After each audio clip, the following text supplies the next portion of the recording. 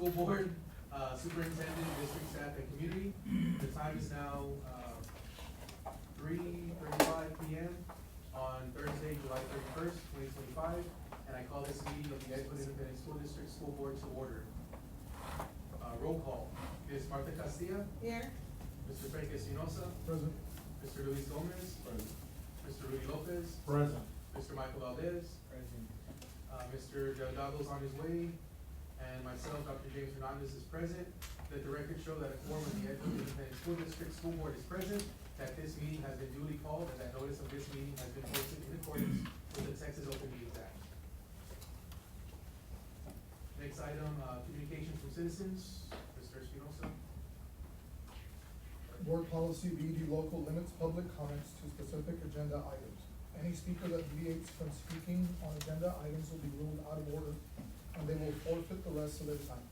The speaker will be informed when he or she has 1 minute remaining. Speakers who engage in personal attacks or use insulting, profaning, threatening, or abusive language during any board meeting shall be ruled out of order by the presiding officer and may be escorted from the board meeting room by district peace officers. Any concerns or complaints regarding employees, public officials, students, or parents should be resolved via the appropriate complaint process as stated in BED local. Pursuant to 551.042 of the Texas Government Code, no board member or administrator may respond to a member of the public unless such response is a recitation of district policy or a statement of specific factual information. Please be advised that citizens and especially board members shall refrain from speaking over one another during the meeting out of respect for the speaker that has the floor. Thank you, sir. For the speakers, y'all can, where you are, you can just stand and then just present there. Do you have a timer, Amelia? If not, I have one. Okay. Okay. Okay, first, Ms. Melody Herrera, speaking on item 3, Team of 8 training.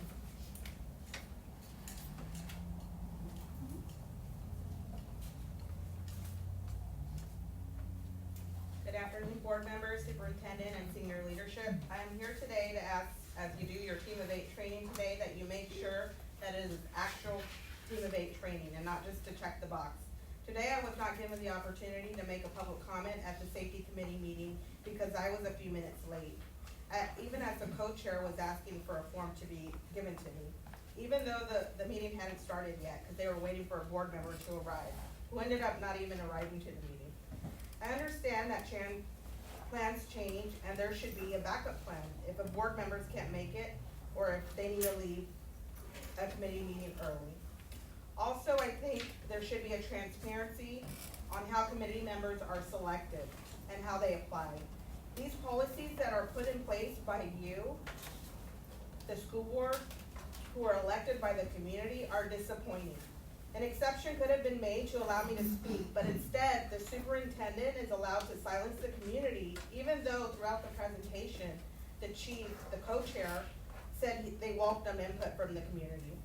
In the Team of 8 training, you should really work to see how you can welcome community input and partnerships, as this district is losing lots of students and families because they don't feel welcome.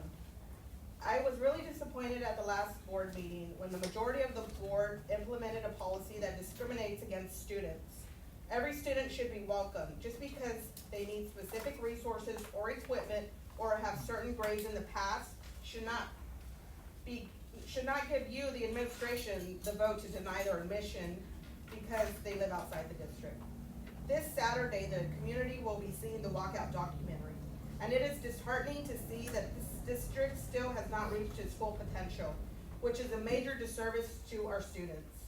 In your training, it is said that the school board behaviors, that it is school board behaviors that improve student outcomes. So why aren't we seeing that? It's been over 5 years and the strategic plan keeps changing. Please make sure, I'll let you finish copying if you need. Thank you.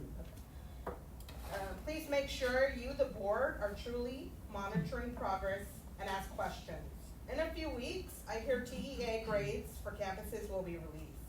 I hope they are improved, but if they are not, please hold your employee, the superintendent, accountable, as it is unacceptable to keep failing our students, which is the reason that we are here. Thank you. Thank you. Next, Ms. Agapita Jaramillo, speaking on, I'm assuming it's item 3, but it says team of 8. Yeah, Okay. thank you. Good afternoon, Superintendent, board members, community members here. Well, I'm gonna speak from the heart. I'm very disappointed that we call ourselves a team of 8 because I don't feel it's a team. I don't see you as a team yet. And, you know, I don't see dialogue, I don't see conversations. I understand that it's easy for you to have a board workshop so that you can discuss everything. But I, as a community, want to see some conversations going on when you actually go through a board item, not have everything put through consent and just approve it. Before, back in the day, you would see conversations, you would ask questions. And as a community out there, I know we wanna hear that. We don't want you to just give our superintendent the blessing, go ahead, oh, it's okay. I mean, we need to hear what is going on, why you're approving these items, why. You need to tell us why you're going into this software program or, you know, that's what we wanna hear. You know, and we're losing students, yes, we need to bring them back. How can we bring them back if we're in a very like tight, oh no, we wanna get out of here, you know, we wanna get out of here before so o'clock, okay? But back in the years, there were board meetings until 11, 12 o'clock. I worked for an assistant superintendent, and I know about board agenda items, and I know about policy. And that's why it's like very sad that, you know, we don't get to hear what's going on. It seems like if you're giving somebody the blessing to just go ahead and approve everything. And there's some things, some policies that are in place. Yes, like us allowing out-of-district students come in, but now you're saying, oh, if they don't do well academically, we can tell them to leave. We need those students. They have a right. We're a public education. Do we wanna lose them to the charter schools? We're public education. We need to give them the opportunity. And for us to already put some stipulations there, I mean, that's not right. I mean, we need to also take care of our own. I have another grandchild coming in from Flower Bluff, a very good school.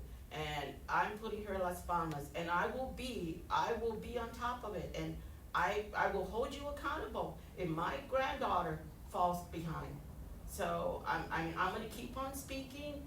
It's like I keep saying, you know, until the fat lady sings, this fat lady's not ready to sing yet. So, but I mean, please try and work more together as a team and listen to others. And only because you don't get along with maybe one or two other individuals, let's have an open mind and really, really listen, because the community out there is looking at what you guys are doing. And the community out there comes to us and says, oh, we don't care. They're gonna do what they're gonna do anyway. We don't care. They're doing what they're doing anyway. So, thank you so much. Thank you, Ms. A. Mr. Delgado. I'm ready.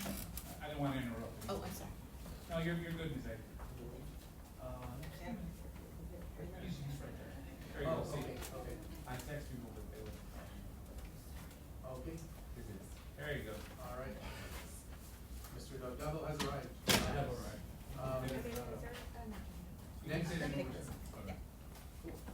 on to our next item, team of 8 training, Dr. E. All right, so I will let Mr. D set up. We'll help you out with some logistics here. So first of all, good afternoon, everybody. I want to thank all 7 trustees that are here. I also want to thank members of our senior leadership team. I also want to thank our support from Region 20 and coming in, as well as our 2 visitors. Thank you also. Much appreciated on your feedback to us. So thank you to both of our visitors from the outside. Thank you. I did want to go ahead and get us off started today. So as we start today, I want to give you just maybe about 5 to 10 seconds to kind of read a little bit what it says up here. I want to ground today's conversation and frame the conversation about what we're going to talk about today. So if you didn't know it already, this is our 75th year diamond anniversary year in Edgewood. Last year you heard us talk a lot about legacy. We're now calling it Legacy 1.0 because now we're in Legacy 2.0. I think if I got that right, so yes. So we are in the 75th year of the Edgewood EISD. Real important, right? Because that's us. Much like everything in the school district, any anytime you see a presentation, let me start by saying I want to thank Gloria Nino who walked in here. Miss Nino is the person that helps me a lot with these PowerPoints. Wonderful creator of my ideas. We talk it out. She's a great advisor to me. And when we talked about this, she also told me a story. So if you didn't know, this mesquite tree that's here is some of the original mesquite trees that were out in the front of the building or on the side of the building that had been there for I don't know how long. So why is that important? You know, when she shared her story with me, she said, you know, sir, when I used to drive by as a little girl, those trees were a big deal to me. That's what I remember about it. So as you guys are working during, as a team of 8, you know, I asked, remember, much like the comment Ms. Aggie had, work as a, alright. Not sure, right? Well, I guess that's the You computer. got the slides. Okay, so I'll work on my slide and then we'll get started. So again, much like the history of that tree, it's important that as a school district and as a team of 8, we also work as a team. And so the second slide, you all have a print. I'm going to take you to the second slide. As I ground this conversation today, I also want to remind everybody that the reason we come together as a group for the team of 8 and everybody else that's in this room, you are on this board because there are children in the school district. And part of being on a board and part of being on a team, because it happens with my team too, is that we learn to work through things. The book that you're going to discuss today, continue to discuss today, the leadership book, and thank you guys for reading that book, talks a lot about going from soloists, right? And I have some pictures I'm going to show you, into conductors of the work that you do. What does that mean?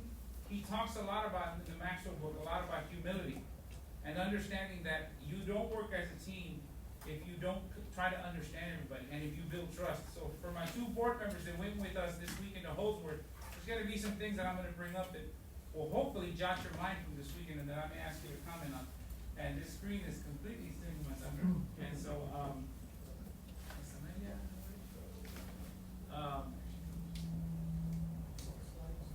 Yeah. yes, sorry, sir. She's upstairs. Okay, well, I have to wait. Okay. Yeah, Is it, yeah, it's part of the conversation piece, I'm so sorry. Yeah. I'll keep going as much as I can. So let's go ahead and go on to slide 3. So if you look at slide 3, one of the questions that I wanted to start with you was, and if you look at that is, I want to have a conversation about our core beliefs as a team of 8. Would you agree, and I'm going to ask that you first read the items that are on the left side. On the left side of that slide, there's some statements there that I want you to read first about students. I'm going to give you about 10 seconds to read them. Then I'm going to ask you if you agree with those statements, and if you do, why. I'm not going to call on all of you, but I am going to go around the room. Much like teaching, I'm just going to pick somebody. I hope everybody can see those. And I'd ask you to pick one of them if you agree with it and why.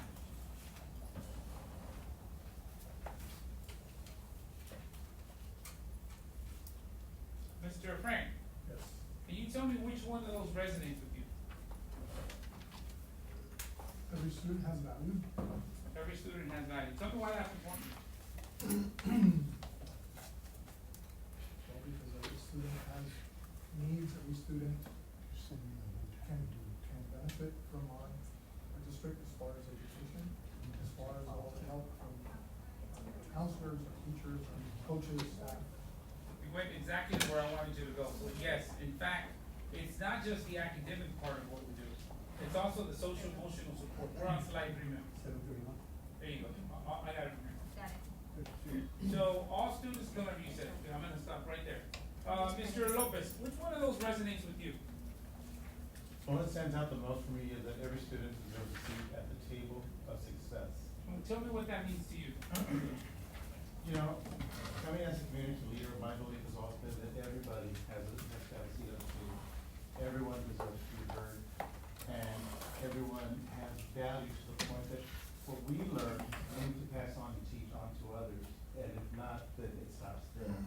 So when you say every student deserves a seat at the table, that means that we're giving voice to everybody, and everybody is equal in the way that they learn or should be taught.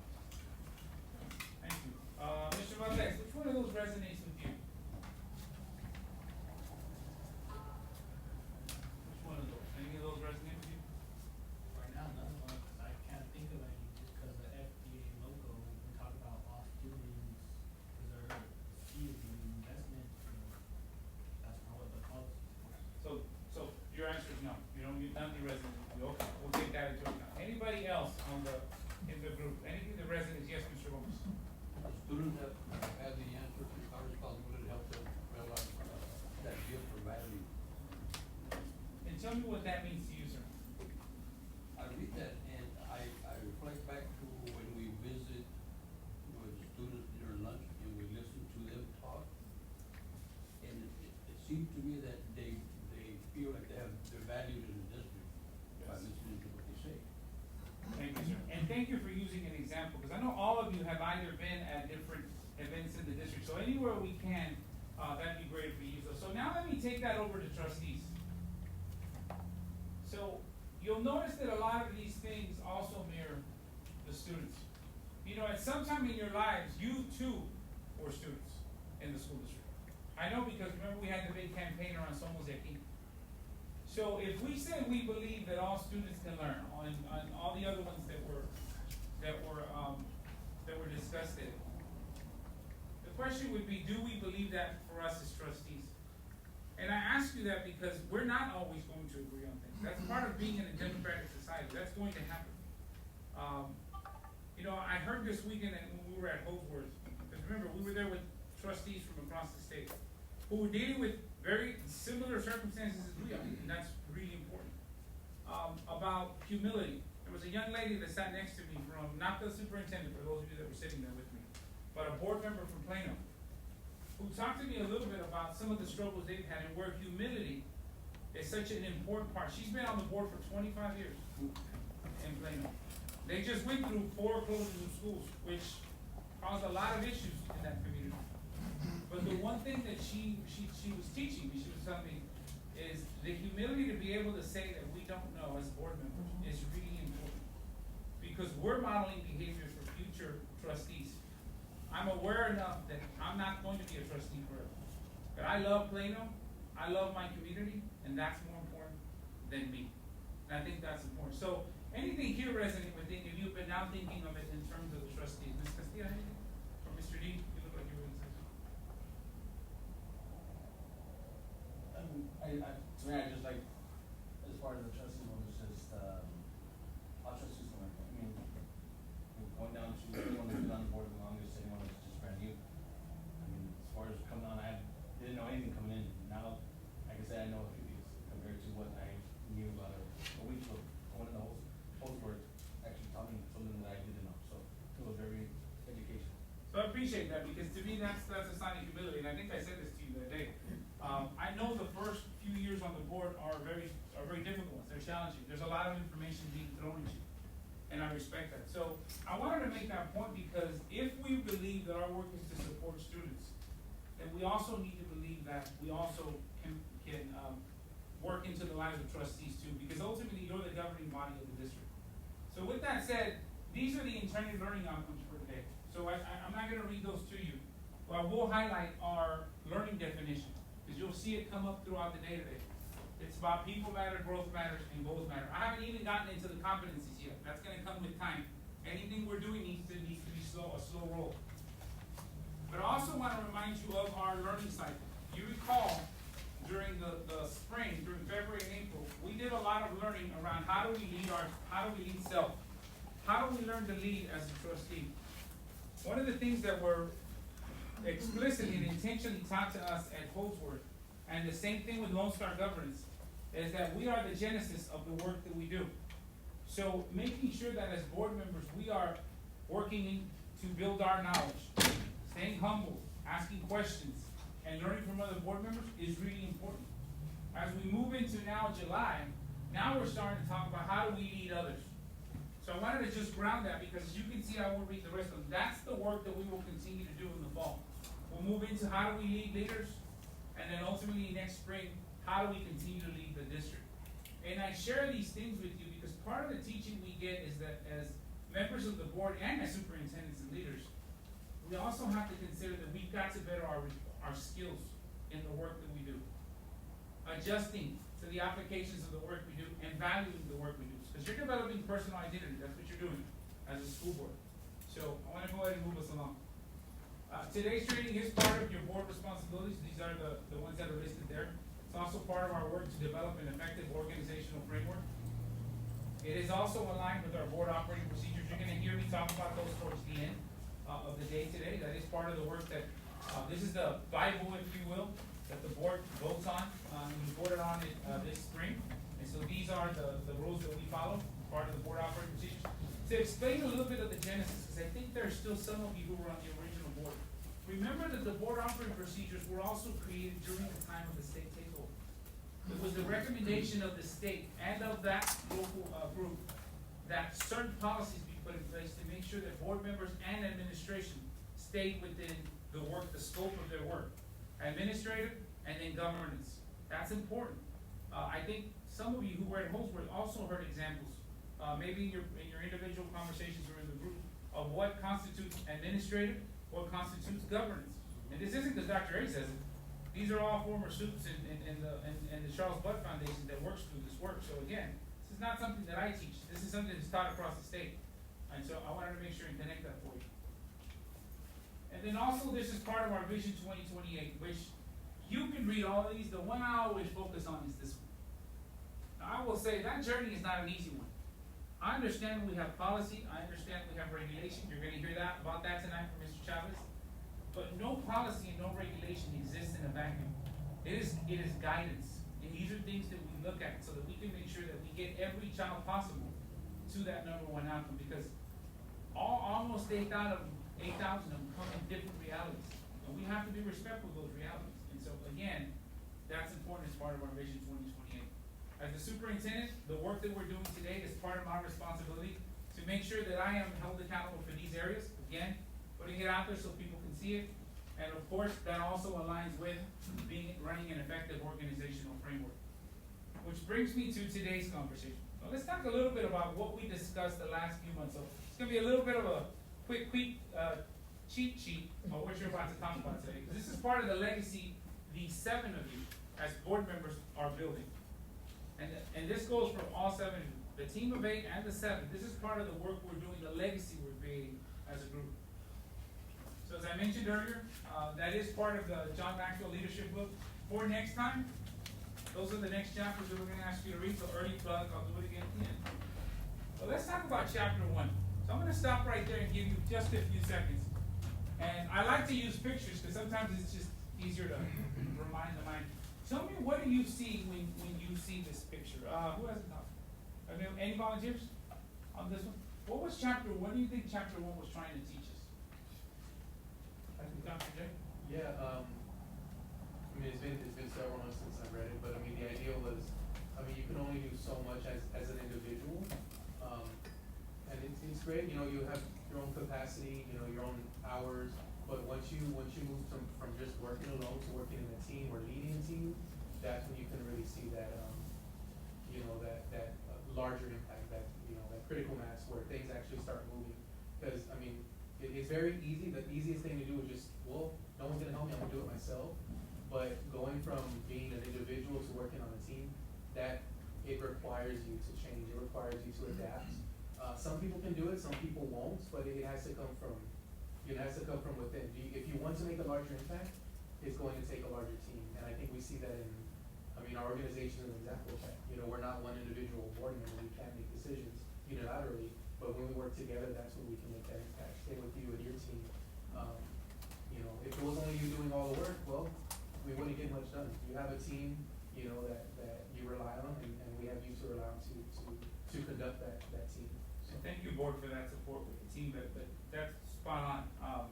I'll invite you to read this last bullet, and this is exactly what it talks about. Your influence and your capacity to impact are going to increase exponentially when you work as a team.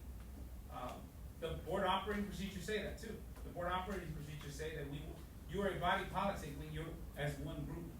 When you're on the dais as a 7-member group and you're acting within that authority. Individually, that does not exist. It is only when you are a body policy. So yes, this whole chapter was about moving from individual to collaborative. And God knows we need more of that these days, nationwide. I'm not just saying in nature, more collaboration in the work that we do. So chapter 2 was about personal development shift, the goals to grow. I'm gonna give you a personal example. You know, when I was coming up, I was always taught that as long as you're reaching the next goal, you're growing. I found out later in life that is certainly not the case. You know, I remember a mentor of mine telling me, all you did, son, was you basically knew how to take orders. We told you to go to high school and get a diploma, you got it. We told you to go to college and get a degree, you got it. That does not mean you grew. That just means you know how to pursue a goal. Now, I'm not saying diminish that, but much like a train station, it just goes to the next station. All you're doing is following the blueprint. If you wanna grow, you're gonna be like the tree, right? Because the tree, the bigger that it gets, the more rings it gets inside, the more wisdom it collects, the more branches it grows, because obviously you're growing your strength. But much like anything else, you gotta prune that tree, right? Why do we prune a tree? Sometimes the branches grow the wrong way, sometimes they're dying. It's the same thing with thoughts and ideas. Sometimes you gotta prune what we think is right, so that new learning comes. I will tell you, that is a 21st century skill now in schools. To learn, unlearn, and relearn information. That is what employers are looking for now. So I'm not gonna ask anybody anything on this one, but that's the only guarantee that tomorrow's gonna be better. When the 7 of you are doing that collectively, then you're going to work better as a group. That's one of the expectations, that when we talk about what the community expects, that, I believe, is a fundamental expectation of the community, is that each 7 of you are growing, and that collectively you're growing your team, and that all of us as a team are. Again, disagreement or not, that's part of the work that we do. Sorry, Yes. just logistically, so you're a chapter behind, so chapter 2 was soloist to instructor. Yeah, I don't want anyone to get confused, you might have been on an earlier version of the book, but yeah, chapter 2 Okay, is solo, this is I'll make chapter that 2, shift. then- Thank you. I was confused for a bit, that's all. And then 3, I think I got it right. Okay, I'll blame it on the KPI. Okay, I'll fix it, thank you. That's just before, yeah. Okay. This one, because 3 is gross to go. Yeah, So this is okay. 4. Okay, Yes. okay, thank you, we'll catch it, thank you. So on 3, give me the title, so I'll make sure I'm not off. You're right, chapter 4 is perks to price. Yes. And chapter 3 is, Goals to, Yeah, you're got ahead of yourself. Yeah, Yeah. you have to go back a slide for. Okay. That's chapter 3. Okay, all right, well, we're not gonna lose the learning anyways, tell me 4. Tell me Perks to 4. price. Price. Perks to First price. price. That one. That's it. Okay, I know the pictures do match. So, 4, the perks to price. So what does this tell you in terms of the learning on that chapter? Now I'm gonna say that chapter,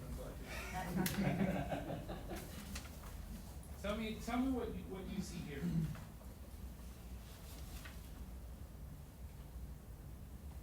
What do you mean, what do we see? What do the pictures tell you in terms of what you learned in this particular chapter? I could overview, well, go ahead. Well, I mean, it's, to me, it was all about taking a risk, but paying for that risk sometimes. However, if you don't take that risk, then you'll never know where, if you can reach that goal.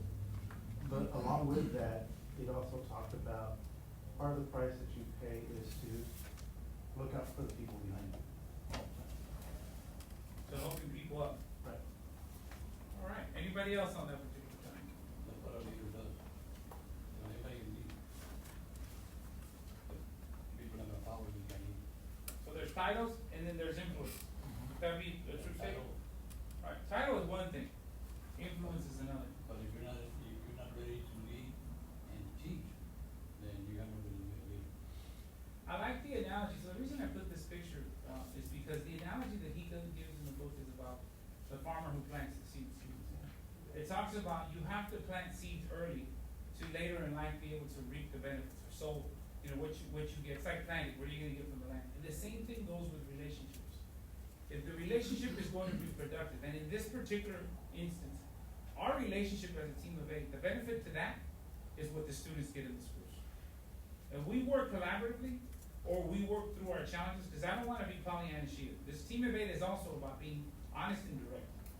If we work through our challenges, because no one person is bigger than the group. That's a statement I learned from my cabinet members who are either Marines or Coast Guard or military. They're the ones who taught me that. In fact, that's our book study this year. We're gonna study the Navy SEALs, execution stuff, not that kind of execution. I mean like executing leadership. Thank you for clarifying. Yes, let me clarify that.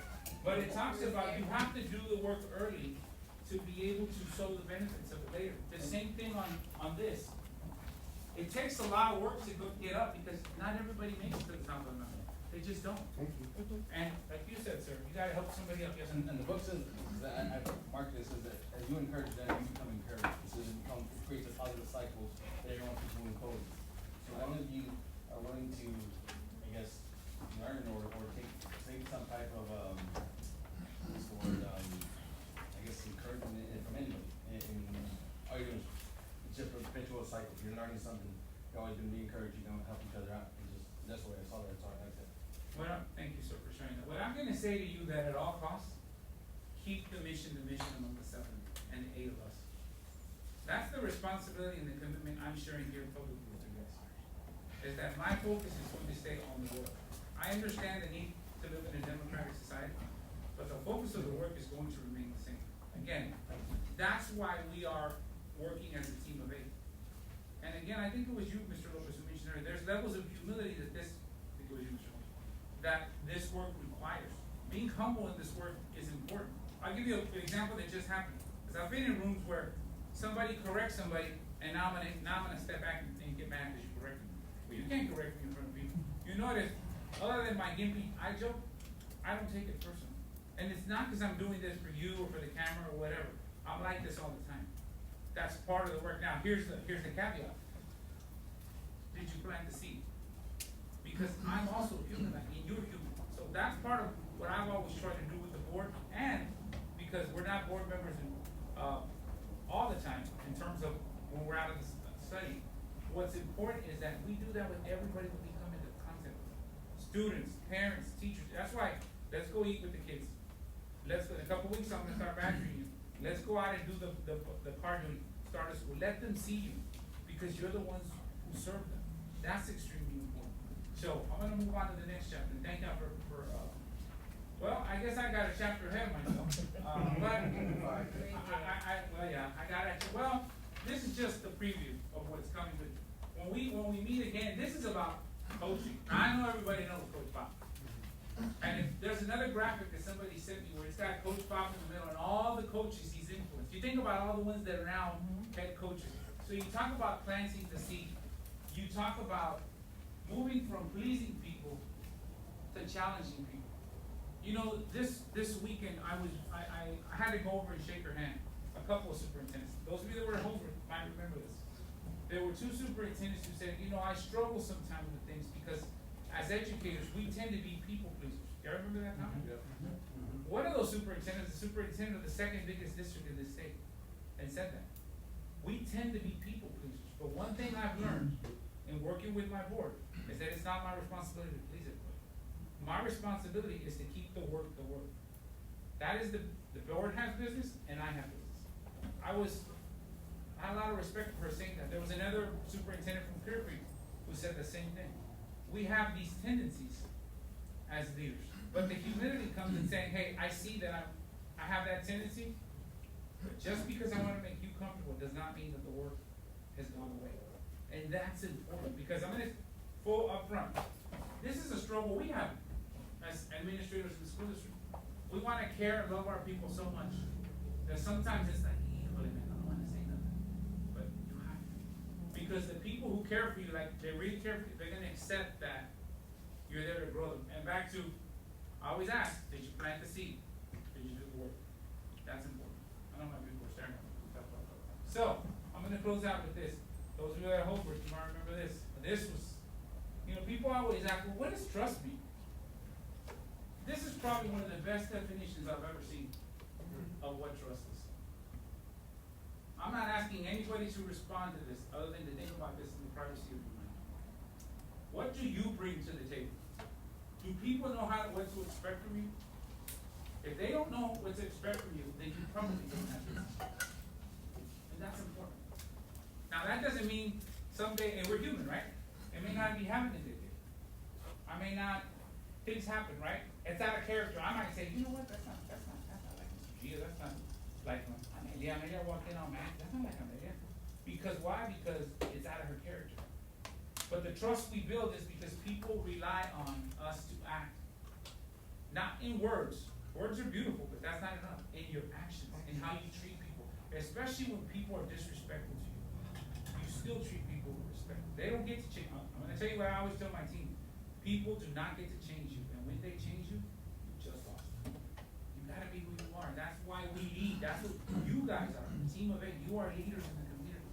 And that's important. So I'm gonna leave that there and get ready to transfer it over to so this is just sort of my parting slide. A reminder that these are the 3 areas that we focus on. You're gonna hear me talk about this, a lot of convocation, if you come to convocation. A lot of pictures, lots of things from the past. I'm bringing up pictures from, Ms. Nichols found pictures from 1905. There were a lot of stuff we're gonna share. So I'm really excited about sharing that. But, So I'm gonna let you go. Turn over to Ms. Salinas. Okay, thank you, ma'am. Yes, sir, thank you. And hello, everybody. Hello. Good evening, thank you for being here. Just wanna make sure we have all the tools and resources before we dig into the leadership book study. Thank you, Dr. Hernandez, for setting the stage around some of the things that we're gonna talk about. So you should all have your books in hand, so we'll do a little dialogue at some point during the training. And you also have your Team of 8 folder.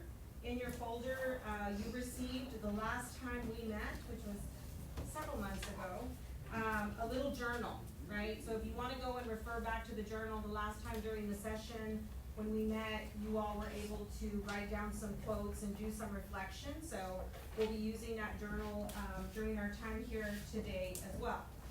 So again, this session, it's an ongoing, we'll call this a little mini series, is all around leading with purpose. And the intent of this is to continue to build a culture of trust. Trust doesn't happen overnight. Trust is built every single day with every single interaction that we get to have with each other. We're gonna talk about growth, because that's really important, and building on integrity. You all did a lot of work around your standards of integrity, and we're gonna talk about that again today. So these norms, and I shared these with you all the first time we met, when we were over at Las Palmas. They were developed several years ago. And so I wanna ground us in this, because as we start looking at implementing the standards of integrity, as you all move forward with developing your own leadership framework, we also want to ensure that the operating norms of the group is also in alignment to that. And we can talk later on of whether you want those to be norms. Some people talk about our learning commitments and those things. But I'm not gonna read these all to you, but I'm gonna ask that you take a look at these and let me know, is there anything missing?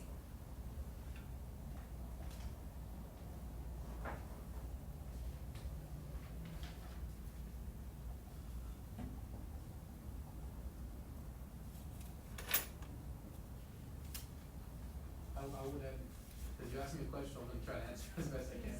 Well, what I would add, I think we're to the point where, you know, we've been focusing a lot on, you know, especially like low-star governance, like we have to be the one to initiate our own change. But that's not up there, but I mean, I think that's a really valuable thing, because we're educators, and a lot of the time, well, we are educators, but I'm also a teacher aside from this role. You cannot force someone to learn. You have to build it within them to want to change, to want to become, you know, better for their own sake. So I would say, I mean, I know we're not, you know, discussing this too much, but I would say that could be one maybe we could possibly add to that, because it is, you know, no matter how many trainings we have, if it's not within you to want to change or to recognize that, hey, there are things that I can improve, because we do that, I think, us as a board, we do that all the time. As educators, do it all the time. This is why this job's so exhausting, because we're never complete, but we constantly grow. And once we grow, then now's the next one, So it's a never-ending cycle, and again, that's why being an educator is so exhausting, because we have to recognize that we're not doing it right.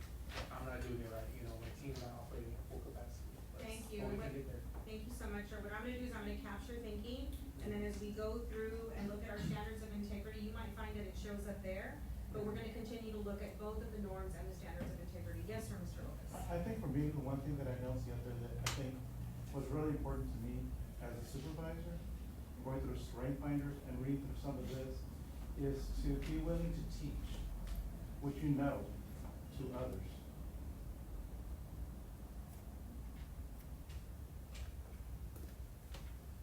And I think that's pretty clear. I don't think I have to go too far into the details for that. It's pretty simple. Thank you.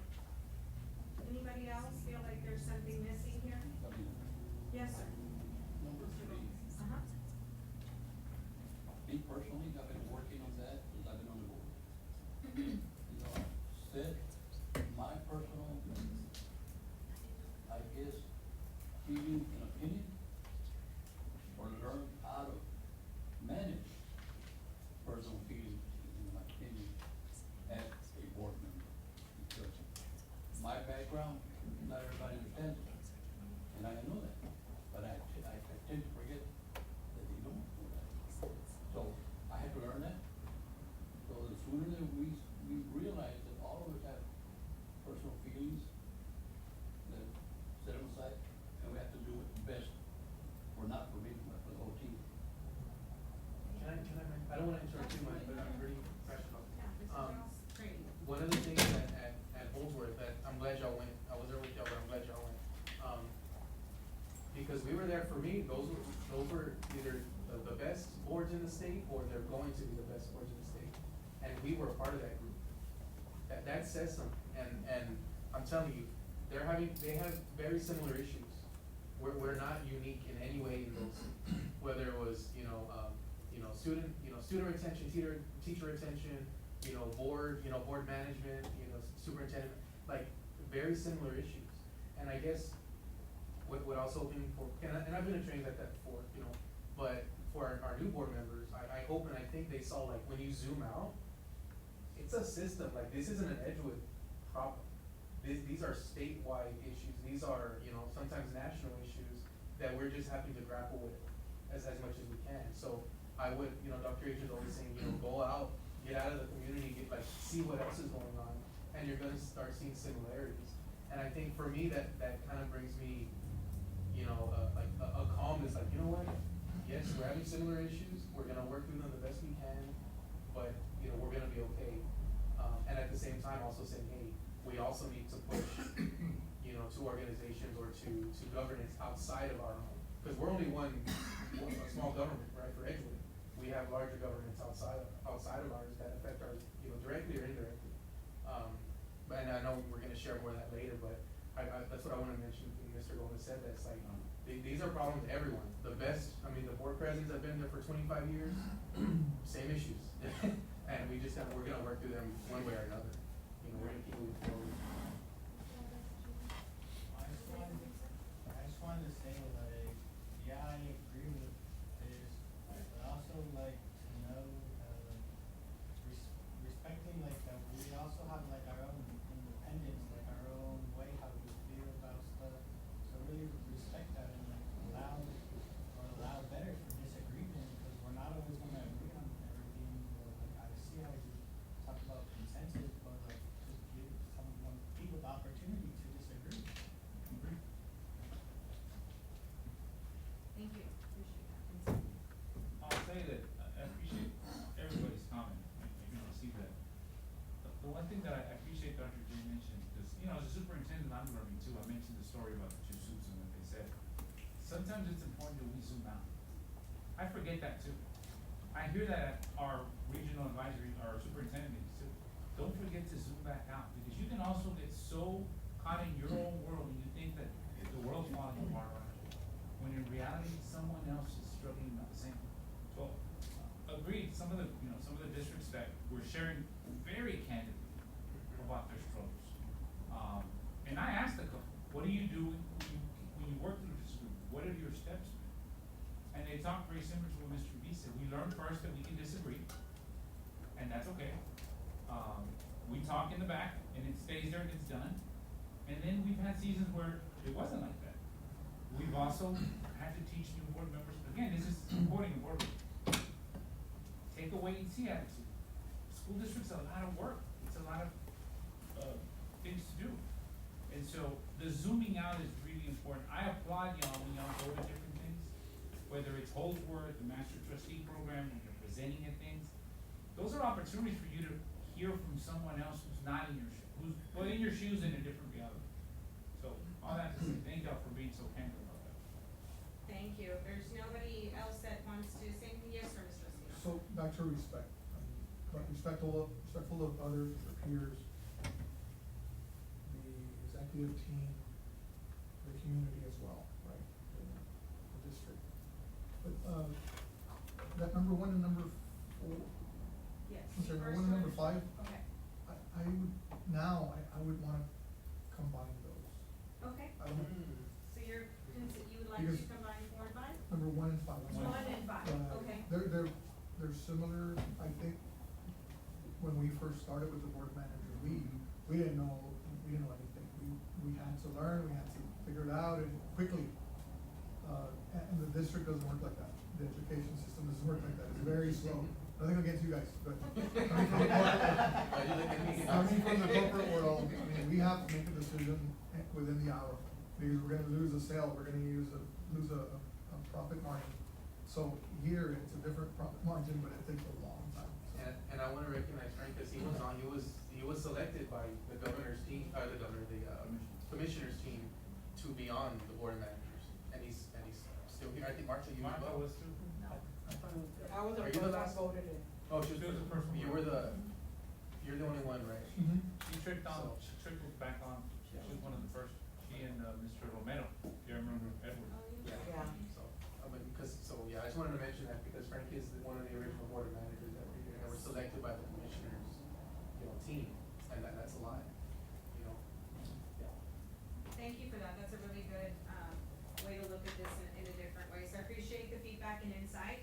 Before I go any, further, I do wanna let you know, last time we came together, Deanne kinda did a presentation and then I came in. This time, we're gonna team teach here, because there is so much, as you all probably noticed at the last session, that just integrates, right, between Lone Star Governance and the work that we're doing with leadership. And so we'll go ahead and move on. I'm not gonna read all of this to you, but the whole intent of this book, leadership, and this work around the leadership definition is to get to a place where you have your standards of integrity. You've been thinking about what's gonna be your driver, and then that leadership framework that we have, that you all have seen several times that the district, is using for professional learning and all those things, can then be customized for your work, right? So these things would align with your norms, these things align with your standards of integrity, and so this document will be one that you guys will have, that you call your own. And again, people matter, growth matters, and goals matter. Our core principles, it's really about intentional learning, self-discovery, and this conversation, right? It's about using this text in this case and LSG to really drive bigger aspects of your work, as you all move through the decisions that you make as a board. And so there are 7 keys to leadership, and these are kind of the skills. Dr. H set the stage for what the essential learning was, right? And there were things that they talked about in terms of scenarios. These are the things that you need to have in the back of your mind. These are the mindset shifts, the things that you need to remember in order to receive this text or to receive any kind of learning. So as a learner, when you have the spirit of growth and a growth mindset, you're always learning to continually learn. You know that it's a process. You're willing to unlearn. I used to think then, but now I think. What Mr. Espinosa said was a perfect example of that. Back then, those norms, man, they were rock solid. And they wanted them separate, right, for different reasons. Now, new learning has changed, right? And then what do you need to relearn, right? What do you need to go back to? And so I'm not gonna read all of them, but I did want to press on this one because this is really important.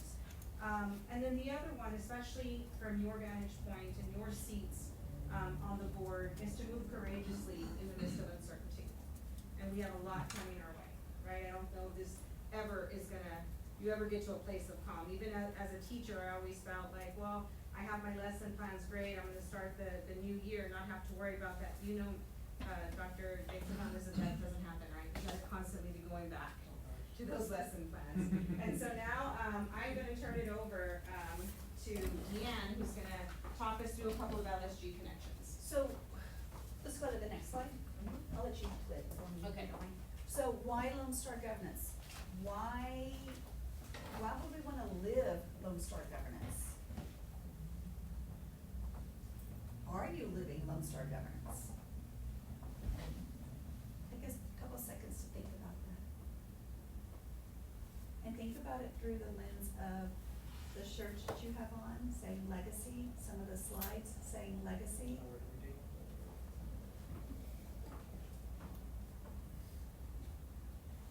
Who'd like to go first? Yes. I'd say why Lone Star governance, because like the framework, like it's important to focus on students and the student success, because that's why we're here, because we have students. So you must have read the next slide, click to the next slide and we'll go back right here.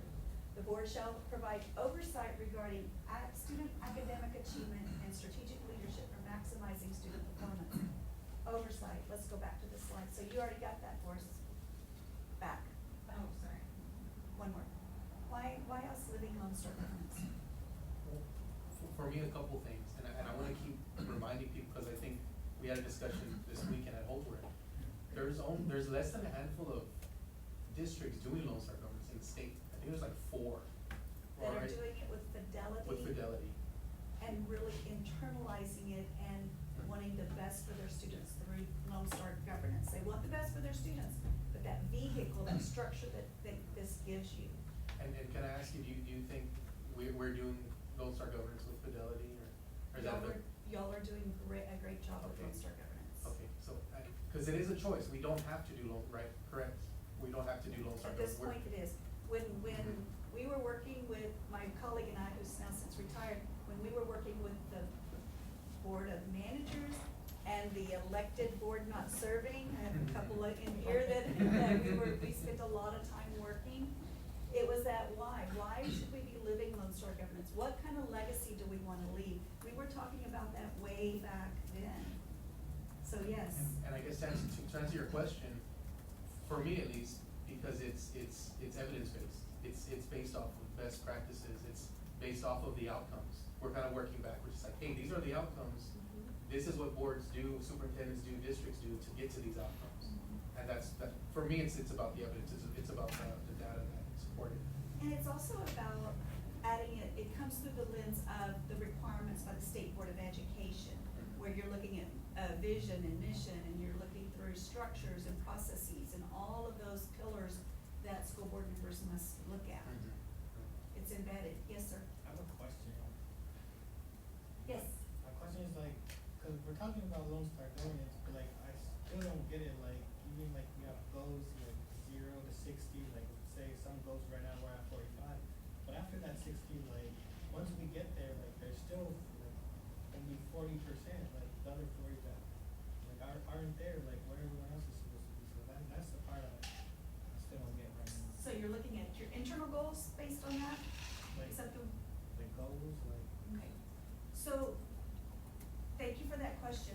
When you look at your goals, you want to make sure that when we would talk about creating Lone Star governance goals, and some of you may remember this language, we want to stretch the teachers, stretch the organization, but not break them. So if we set a goal from 10% to 100%, that's gonna put a lot of stress on teachers. So if we go in small pieces and chunks, but push as far and as hard as we can and keep the expectations very high, we're gonna get better results. Instead of saying, okay, here you go from 10% to 90% in a year, or even in 5 years. I would also add for the board to consider, we have, as a state, an inordinate amount of new teachers. To include teachers that are DOI teachers, districts of innovation teachers. Why? The pipeline for teachers is quite frankly dry. It is dry. Not because Dr. Ray says it. All you have to do is look up, one, you can look up headlines, but you can also see TA's website and see the number of teachers that are coming out. So I think a lot of times what I would ask you to consider is that, especially, okay, so last Monday, I started with new teachers. We had about 50 new teachers. up with a few days. Remember, a teacher has to, when they walk in, the immediate thought I think that sometimes our community thinks is that they are ready with content. If you're a fourth grade math teacher, then you know that stuff backwards and forwards. Not true. Second thing, then there's the classroom. I share this with you because when I sit with teachers and they come visit, y'all know I have that app, they can come see me in the mornings. That's the overwhelming feeling they get. And the expectation can be very daunting and overpowering, which is why you see folks. So it used to be, oh, they leave us to go other districts. That's gonna happen when you're a smaller district. But now it's, I'm out of the profession altogether. Because the first week they just went through everything from content, pedagogy training, what's an IEP, how do you implement an IEP, Safety. how do you build a relationship with the parents, school safety, they gotta take all those videos, bloodborne pathogens. And guys, this is outside of their contract hours. You guys have been a wonderful board about, when we talk about compensation, we're gonna talk about.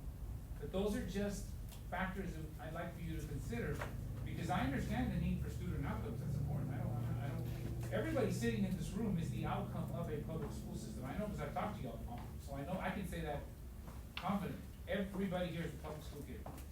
Somebody was meeting an expectation, or you wouldn't be sitting at these tables right now. So it is important to us. So we gotta grow them incrementally, because it's not gonna happen overnight. And I said that since the day I got here. That's part of our work. And to go piggyback on what you were saying, I know I stopped counting at 13 calls today, looking for a math teacher, a science teacher. Deanne, who do you have? Has anyone told you? Special ed, bilingual, I mean, everybody's meeting every kind of teacher, Can I every mention subject. something? Yes. Just as a, because it's for us too, but also, you know, when the community sees this, you know, as a teacher, a teacher really can't perform like in a normal capacity till after like 3 or 5 years. Like that's how, and that's the same with superintendent, if they mentioned at Holdsworth. So it's like, it's one thing, yes, we have a teacher, first year teacher, they're not able to, or they're not, accustomed to the system yet to really, reach those expectations that we have of them until year 3 to 5. You know, and I say that as a fourth year teacher, it's like, I feel like it was a new job every year until this year, like I feel like I actually got my feet under me. And some years it's a new year at the half year, especially in the legislative year when all the new requirements come out. Yeah, and that's aside from getting new principals, from new administration, that can almost add another year. That's why stability is so important. Board members, same thing, we get a new board member, well, how's it gonna go? Our new superintendent, that's why, again, stability in the superintendent's office is like super important. Thank you for sharing that. And one last comment about the, why is it just at a certain amount and not all the way? In our integrity instrument that you do your quarterly self-evaluation on, it's listed in there, and it's based on, current research that was done when LSG was created.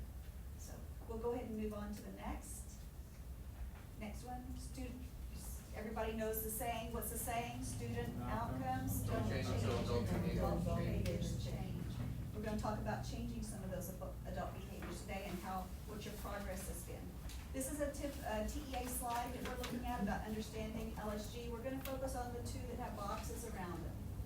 Fragmented, derailable approach for one group, but accountability for all stakeholders. LSG is accountability for all, and it starts with I am the genesis of transformation. I control my behavior, I can't control my husband's behavior, my co-partner's behavior, I can only control my behavior. And if I'm in alignment with my group, we're gonna move forward faster than if I'm not in alignment. And looking at that, okay. Can we, can I make Yes, a comment? yes. Sorry. Can we go back? LSG is not about conversation about what adults want.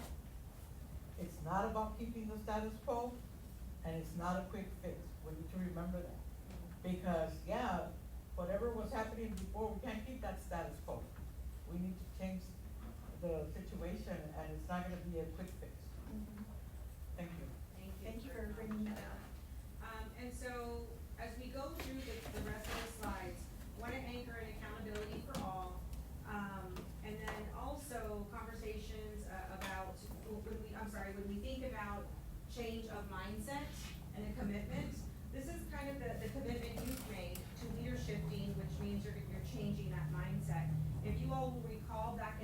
January, we launched the training. We had some board governance and policy training over at Las Palmas, Leadership School for Girls. And we talked about and grounded ourselves in Carol Dweck's, work around, a growth mindset. If you'll recall that slide that had all the different books, right, and how things were interconnected. And then in April, we talked about the LSG connection. We actually, had a lot of good conversation, and this is a picture of, those of you that were there, kind of sorting through your standards of integrity. We talked a lot about the need to shift, apologize for that typo, and then helping others shine. That's kind of the essence of those two, chapters that we read. And then today we're gonna talk about, again, LSG connections. There's gonna be a lot of conversations around integrity, or the standards of integrity. We'll talk about the personal growth, and then sacrifice of leadership. On the horizon, September, we'll dig into chapters 5 and 6. So here's just the essential shifts. I want you all just to take a quick minute to look at all the learning that we're gonna be going through, as we progress into the coming school year. Dr. H covered some of these, so thank you for that, H. And so these are this is the definition of standards of integrity. Standards of integrity refer to a set of ethical principles and values that guide an individual's or an organization's actions, ensuring they align with honesty, fairness, and moral conduct. These standards are essential for building trust and credibility, both within the organization and with the public. So with that being said, I'm gonna kick it over to Deanna. So the accountability for all stakeholders, we know that it is important to have accountability because what gets monitored gets done. What doesn't get monitored doesn't get done. And what is the cost of no accountability in this system as a trustee? What is the cost of no accountability for anyone, for yourself or as a team? Chaotic. Chaotic? Tell me more about what chaotic would be. Functional. This- It just becomes a very functional place to be. A very dysfunctional place to be. Who's next? Thank you. Well, we just went through it, you know, I mean, not recently, but I mean, the board of managers and losing our ability to govern ourselves, essentially, or, you know, or to be elected to govern. So we that's- just went through it, not able to Mhm. do it for, or govern ourselves. Yeah, 8 years ago now. Who else? The cost of no accountability. Things continue the same way they're good or bad, but I think when it's bad, there's no accountability, it's gonna get really bad to be able to fix it. Bad quickly or takes a long time? To fix it? No, bad. To How go bad in, is it? bad, no, it's gonna go deep, bad, Fast. worse, fast. It happened real fast. Real fast? Students lose out on their only chance to make it in the world. Mhm. I mean, that's the serious part of this work. Mhm. We've all, whether we're part of it as kids or in our profession, we are still the great equalizer, no matter what the rest of the country tells you. We are still the great equalizer for children, so to me, that's paramount, and still is paramount. Yes, I would strongly agree with that because students, I began my teaching on the east side of San Antonio and I felt for the kids. It was kind of just like my hometown. Very rural, very status quo, and it was like, oh my gosh, you gotta get the paper, you gotta get the diploma, you gotta get another diploma, you gotta keep trudging and pushing forward. And at the rate of whatever the child is looking for their after graduation. So if we don't have accountability, how are we gonna help our kids get to where they need to be? At the oversight level of the board, because you remember what happens in the boardroom happens in the classroom. And so we have an activity for you. We're gonna read some strips, and this is about roles and responsibilities, about what's your role and what's the superintendent's role. And this is one of the requirements in team building training each year to have a review of roles and responsibilities, which lines up to accountability and no accountability. So, we have Anna, that's gonna read the strips. Cheaters on. And then we're going to decide you're gonna decide as a group, where does this fall? Does it fall under governance? Or does it fall under governance and management. Which one does it fall under? So let's go, Anna. All right, develop and guide theory of change. Read it one more time. Develop and guide theory of change. Governance.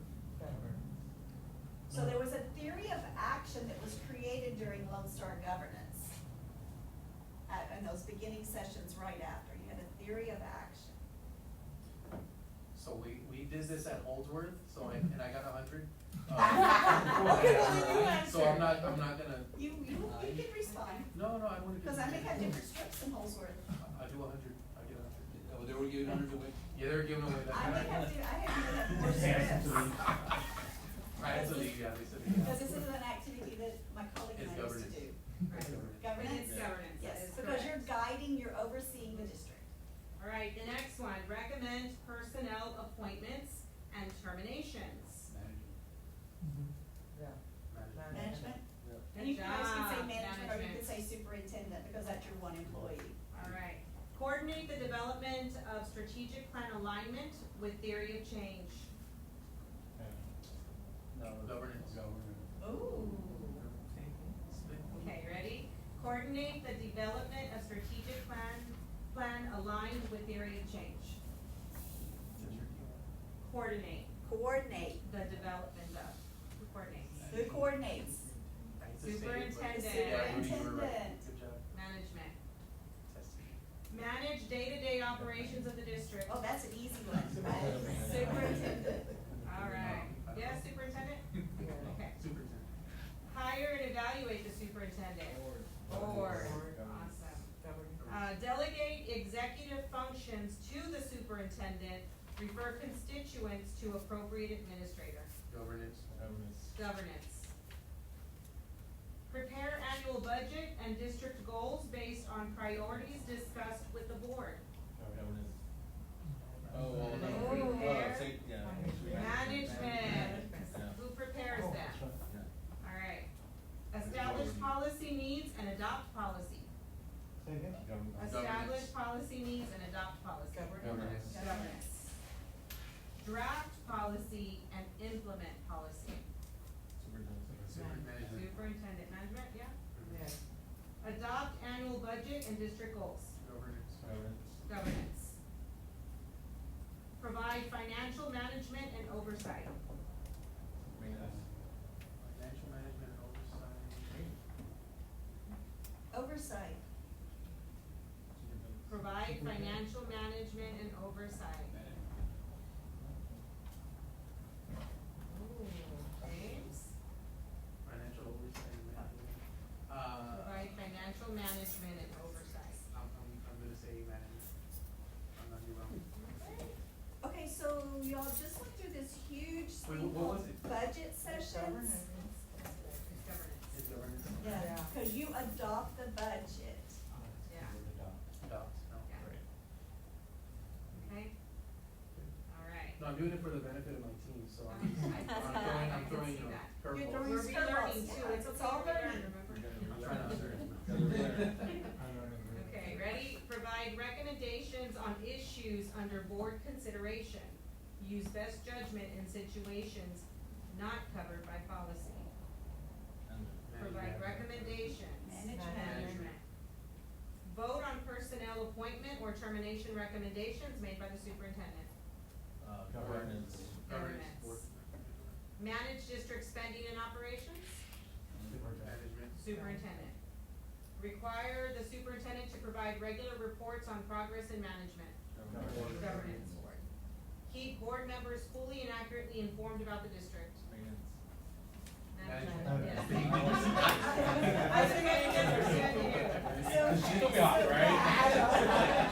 So as you look at these, you can see that policy, hiring, the hiring authority, the theory of action, policy, approving policy, spending, financial, management, delegating, who delegates what, who can delegate. All of those occur in Lone Star Governance. Those are all parts of LSG. So that it's tightly related to Lone Star Governance. So the next one, remember we talked about constraints in the past, we've talked about superintendent constraints, board self-constraints. TEA is changing the name of constraints to guardrails. So it's how do you, and I know that we've used that word a lot as guardrails, staying between the bumper guards of the bowling alley is typically the example we've been giving. So how do you set that up? I know you guys have superintendent constraints, you have board constraints, we're not gonna go into those tonight, but you probably wanna just take another look at those, and we'll bring those back around on our next session, which leads us into my leadership tape, which goes directly back to what Dr. H said, and I took a picture of the slide so I could say it exactly, so we wouldn't have to go back to the slide. The slide on trust. Trust, I know what to expect from you, and you know what to expect from me. Relates directly to replaying my leadership tape. The benefit to me in that moment when I made that decision, what was the cost to the students or the districts, and what was I pretending? Those are part of I in the genesis of transformation. They're part of my integrity. Those of you that went through the LSG training, we talk about repairing integrity. You know, when those bicycle spokes get loose, how do we repair it? And we repair it exactly by what the trust slide was saying. I like the way that, unlike you, Dr. H, I like the way the trust slide, how it's stated there. It's much more simple than it's stated in LSG, but it means the same thing. So if I broke my trust with Martha, I could say, you know what to expect from me next time. I'm not gonna say I'm gonna be here at this time and not be here. You can expect me to be on time.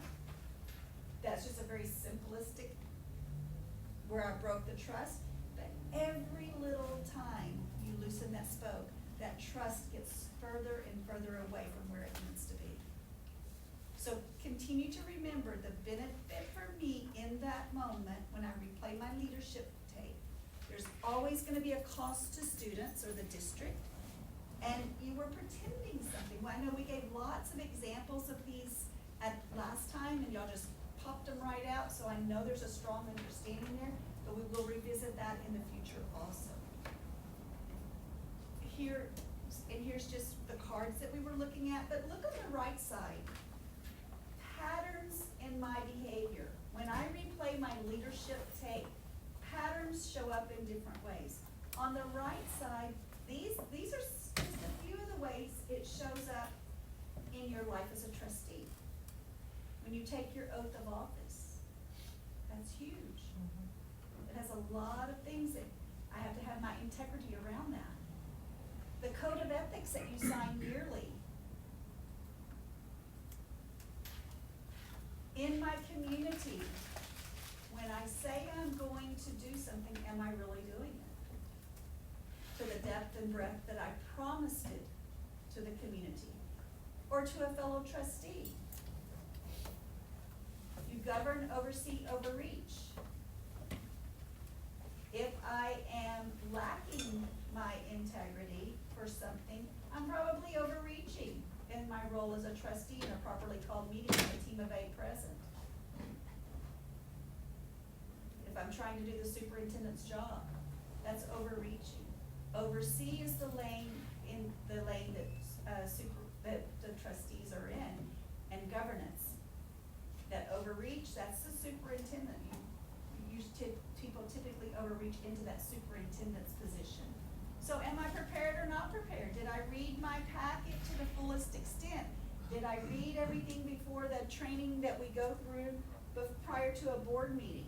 Because I know there's lots of great discussions that happen there. It's not that you're rubber stamping, yes, yes, yes, but it's you've done your homework. You've researched it. You've sent your questions to the superintendent prior to the board meeting. So Yeah, I was gonna say, can I mention something? Yes, Because, please. again, the benefit, I'm gonna keep referring to this weekend because, you know, it's recent, recent memory. But when we were explaining all the things that the superintendent does for us, let's say, you can meet individually, you can go to the workshop, you know, we have our weekly updates, performance planning meetings, we have officer meetings. I mean, there was the district, Who are we sitting with? Crandall. Crandall is one that lives, and they don't do any of the Crandall, stuff that we do. they're huge. Yeah. They have a lot of students, but I guess what I'm saying is that, I guess we get so used to the norm, but the reality is, their superintendent might just have one meeting, give them the stuff, and it's always gonna be our responsibility to know, but I think, you know, Dr. H and his team, they do a good job at kind of like leading us through each step, and we do, every month we do. Whether we can go to every meeting, which most of us can't, we have those opportunities that is not common. It's not afforded to everyone across the It's- state. It's not, and it's not a requirement either. You know, even this team of 8 training is not a requirement, this is like a brainchild of ours that we really wanted. It's a requirement to have team of 8 once a year. Once a year, But you're yeah, taking yeah. it like Further. further Yeah, and yeah, deeper. right. Yes, sir. Piggyback what you said, my family, my older brother is one of my biggest critics. Oh my God. I don't push him out because he's my brother. But I listened to him and he said, you're just, and I've heard this really, you just rubber stamp everything that Dr. H wants. I said, no, we don't. I told my brother, you know me better than that. I said, I learned from the city. I was a building inspector for 30 years. So when I got to the job site, at first, I'm a city inspector. Hell, after so many years, I didn't do this. I stepped back and I looked at the whole picture. And I do that now. So I applaud the team, Dr. H and his team, that it prepares for the actual board meeting. Because by the time that I get to the board meeting, I already know I'm on the board. Because I, as an individual, did my homework.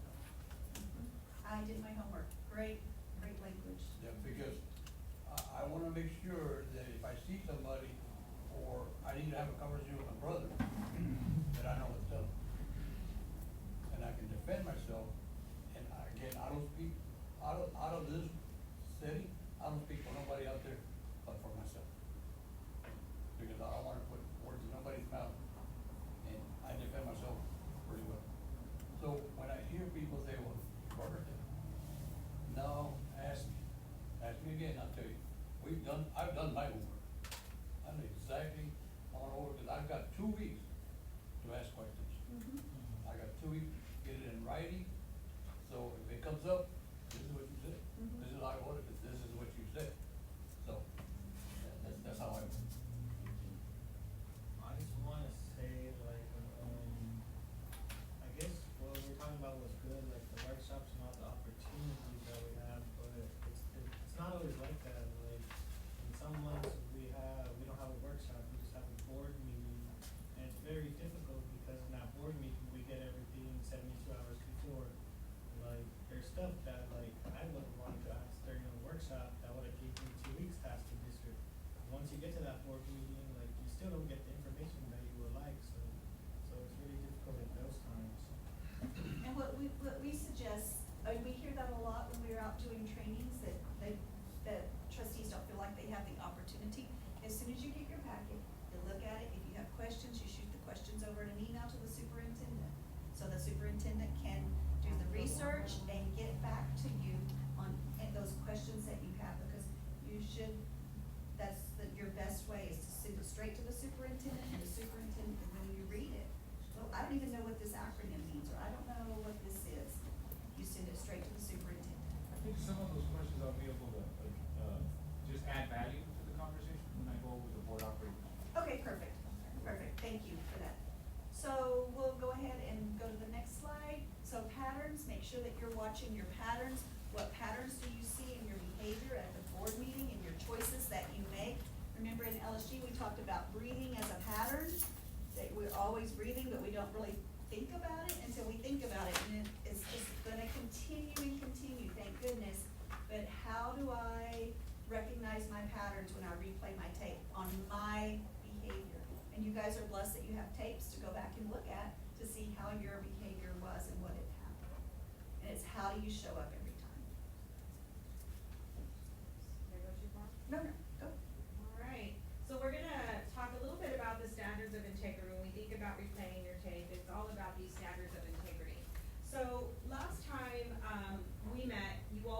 some cards, we had a couple of people that weren't in the room, but the list that you see here is a list that has everyone's feedback. I did have a conversation with Mr. Lopez where I walked him through all of these things, and I did have a conversation with Mr. Espinosa where we talked about this activity, and we went over, I shared the thoughts that had already come from you all on those index cards. And so these that you see right here, open-minded, service-oriented, courageous, compassionate, and trustworthy, and committed, these were the ones that you all grouped. So remember, you had your individual values, right? And then you sorted them, and then you said, this is the one word we want to represent this pile of values, right? So that's what you see on this side. And then after talking to Mr. Lopez and Mr. Espinosa, and in really hearing that conversation, this other theme, or standard kind of resonated. And so I've added this particular standard, so I wanted you all to see it because it came from those conversations. And it was team above self as a core standard. And some of the associated values with that through conversation was, we really need to adhere to our oath. There's something about loyalty on team, loyalty to the cause. At the end of the day, we have to think about students, we have to think about what's in the best interest of the district, right? And then we have to continue to stay focused on team. So I wanted to give you all a minute to kind of look through these, and think about, are there any values you feel are missing or need clarification? What are you thinking about where you landed now?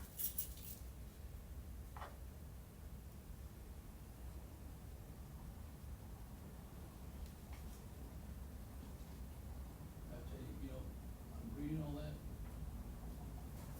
Committed above.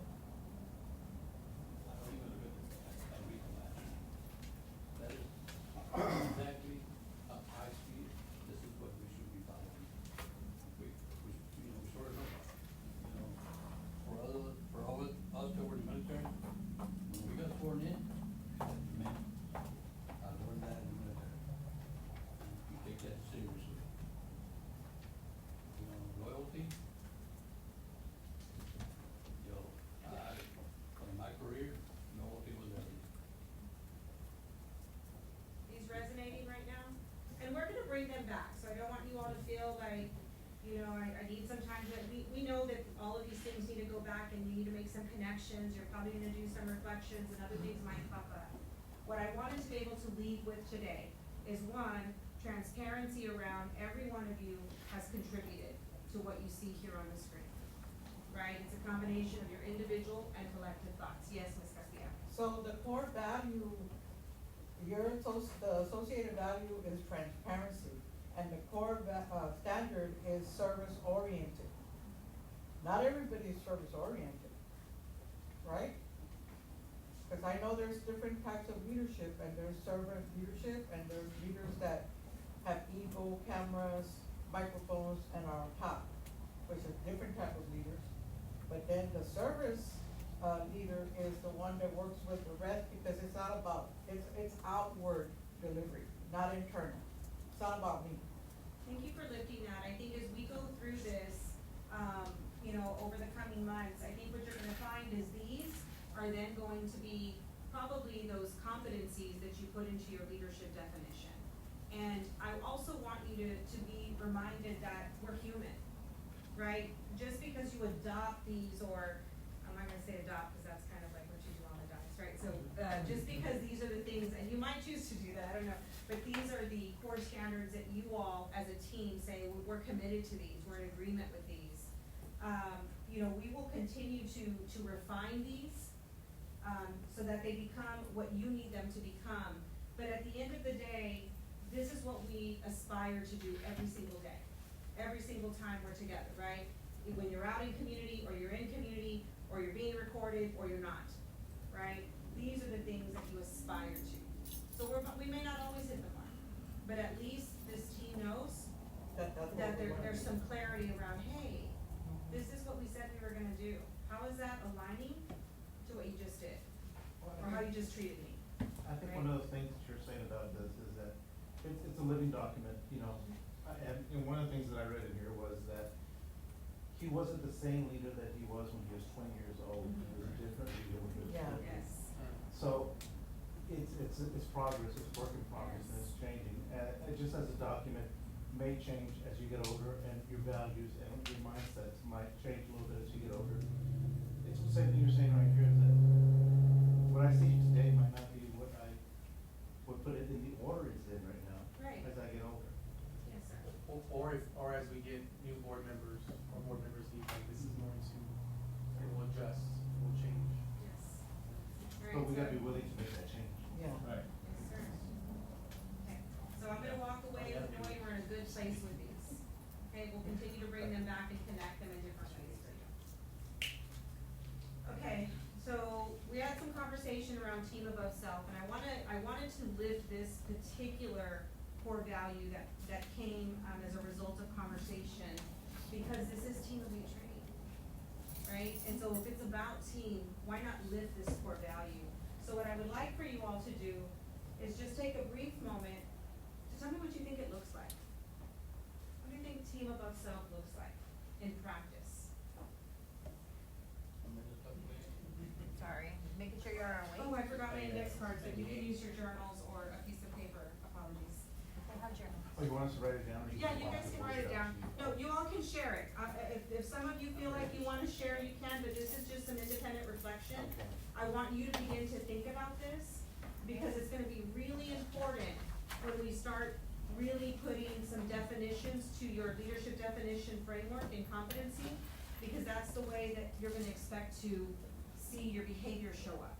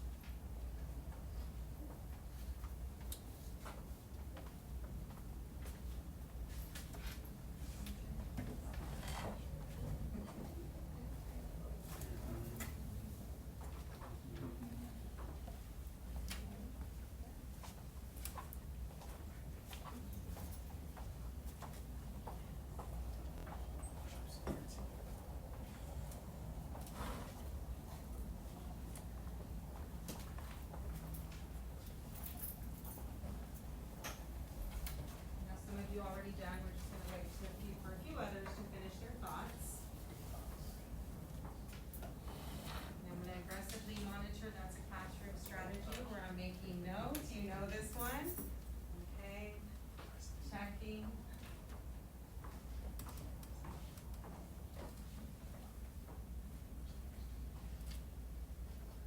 Okay, thank you for engaging in that. We'll come back at another time to have that discussion around what it looks like. So Dr. H set the stage on the professional development shift from goals to growth. This kind of the key takeaways here, and I know Dr. H shared a few, is really about shifting the mindset, right? From destination to journey. So I'm gonna give you just a quick minute if you wanna go through, your book, and you can write in your journals, you know, we encourage you to continue to use your journals, so that way you're ready, you have your quotes and all of those things to engage in conversation.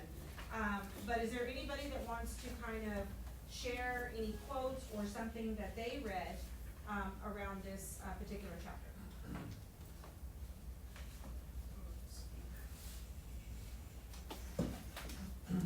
That starts on page 41 in your text.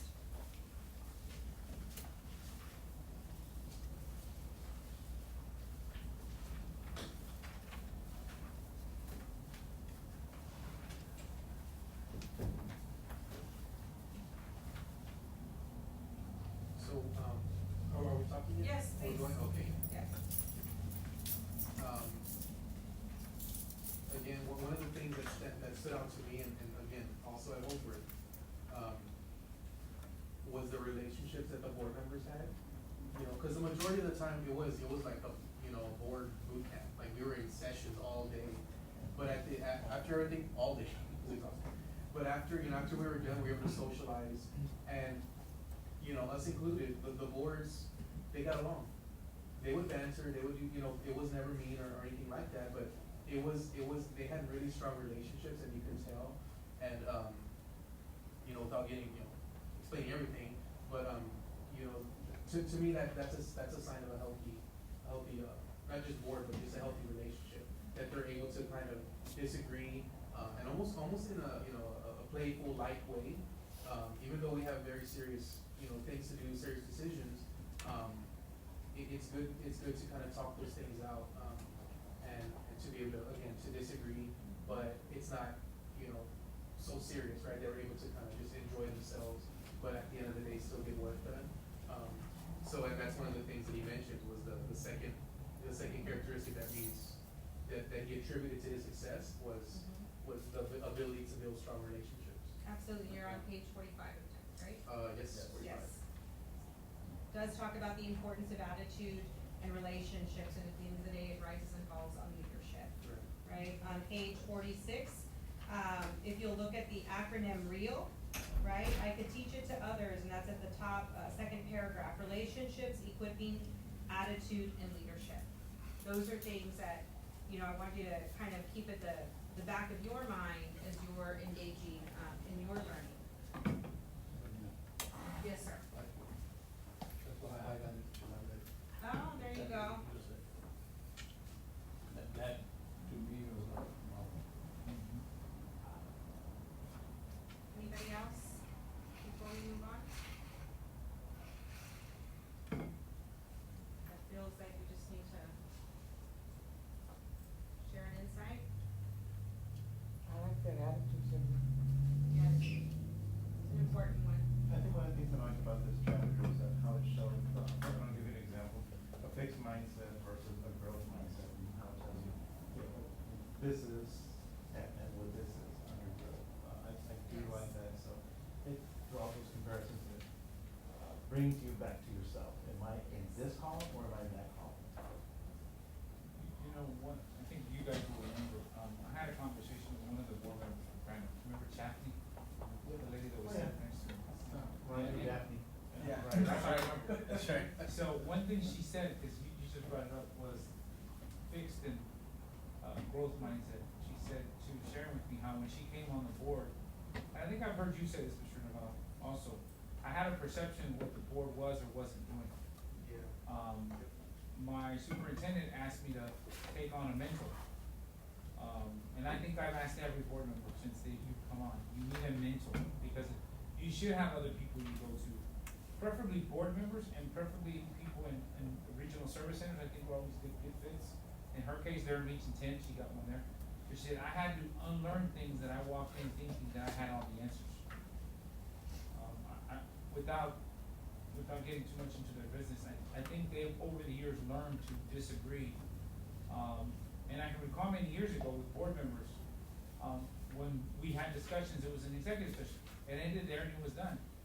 And I shared with her that when I came on this board, I can think of 4 board members over the course of my 8 years now, who I have not agreed with. But we always kept it private, we kept it professional, and I don't think anybody would really know unless I said something. And why was that? Not because I think we started from the position, the advice I got, the superintendents also need mentors, and I think I said in publicly, my mentors were Brian Wood when I got here, Dr. Verstup in Southwest, and Roland Toscano, who's still a mentor of mine in East Central. And that was part of the experience or learning, is that you can disagree with your board and the public doesn't need to know about it. This is your relationship with each board member, and sometimes you won't be able to bridge that gap, maybe not during your time, and you need to be okay with that. And I have been, and some board members are not on the board anymore. But one thing I think the board members would say, we still have good relationships even today. And I think that's important because, remember, the learning isn't just in the classroom. The learning is on the dais too. The people watch all of us. Oh, yeah. And I think that's more important. I'm not interested in being right in public. That's never been my going 28 years of service. And I think we have to remember that as a team of 8. And more importantly, guys, and I've said this to you before, you will be people more longer than you will be for this thing. The road to your character development is, you see it every day in your work on the board, but in reality, your character development is gonna be with you till you're gone. All of us. And I think that's more important, especially when we get to, and I say this, I've always said this, we get to serve our community. And our community needs examples of people who, I'm okay with me, I'm gonna work hard with what I do, I'm gonna disagree, and I don't need to have dramatic opportunities to get, that's not quality people, that's not quality leadership. This board, all 7 of you, all 8 of us, have that capacity, as long as we have the humility to say, that's what I want for this team. That's important, I still think there's a place for it. Well, and I'm glad you said that because I think and again, speaking to the boards, this weekend, is that the impression is if we're not arguing in public, we must not be working on things, we must not be disagreeing. No. But we do, and the best thing about it is that we're doing work and we're able to get what we need done and then move on. But I think there is an impression that, if it's not happening, every time, every meeting, at every instance, y'all must not be challenging it. But Dr. H and I know we speak often, since I became president, we speak several times a week. And we challenge each other, we disagree with each other. But the thing is, we don't put that out there, we don't have to, because it's not for everyone else, it's for us. It's for our personal growth. And I can say the same with all the other board members. The conversations we have is for us, it's for me and you. But then when we make decisions, it's public. But the disagreements we have, it's for ourselves to grow, not to prove a point. It's just, to help each other out. So I just wanted to say that because to me, it's surprising, or it kind of like puts me back when it's like, man, y'all don't do any work, y'all don't do this. I'm like, if you can imagine, you can see my schedule, you can see Dr. H's schedule, all of our schedules. It's like, wow, he'll spend a week with me and I'll show you how many times we're having to work through things. So I'd like to go back and just mention something Martha said is, if you think people aren't watching you, they're watching you. You don't think people see that you disagree and that you're fighting among each other? People see it. So don't ever take it for granted that because there's not 500 people in that boardroom, that they don't know. What happens in the One- boardroom, happens in the classroom and the community. I wanna say something. We're talking about disagreement, but I really feel like you really can't. You're talking about talk about disagreement in private, but when someone wants to disagree with someone, then why don't you support it, taking it in private, the last board meeting, I look at that stuff, we're talking about disagreement, allow the disagreement, not just forget about what someone is saying, but just allow the opportunity for disagreement. I wasn't talking about disagreement, I was talking about growth that happens through disagreement. I know, but you're talking about disagreement in closed doors and the stuff in public, but allow the disagreement to happen in the first place. Oh, it happens. Alright, I'm gonna just flag, page 51, growth begins with having a teachable spirit. I think that's kind of what I've been hearing, around that. And then, the next thing I'd like to do is call up trustee Valdez. He had a wonderful learning experience and, had a huge accomplishment. And so, wanted to see, if he could come up and take just a few minutes, about 5 minutes, and we'll have some time for questions, to really talk about, his growth. He had a goal, he achieved that goal. So what happened, during your learning journey, Mr. Valdez, that you'd like to share that kind of connects to the text? Wait till we're out after. Oh, yes, sir, I'm sorry. Okay. And I could,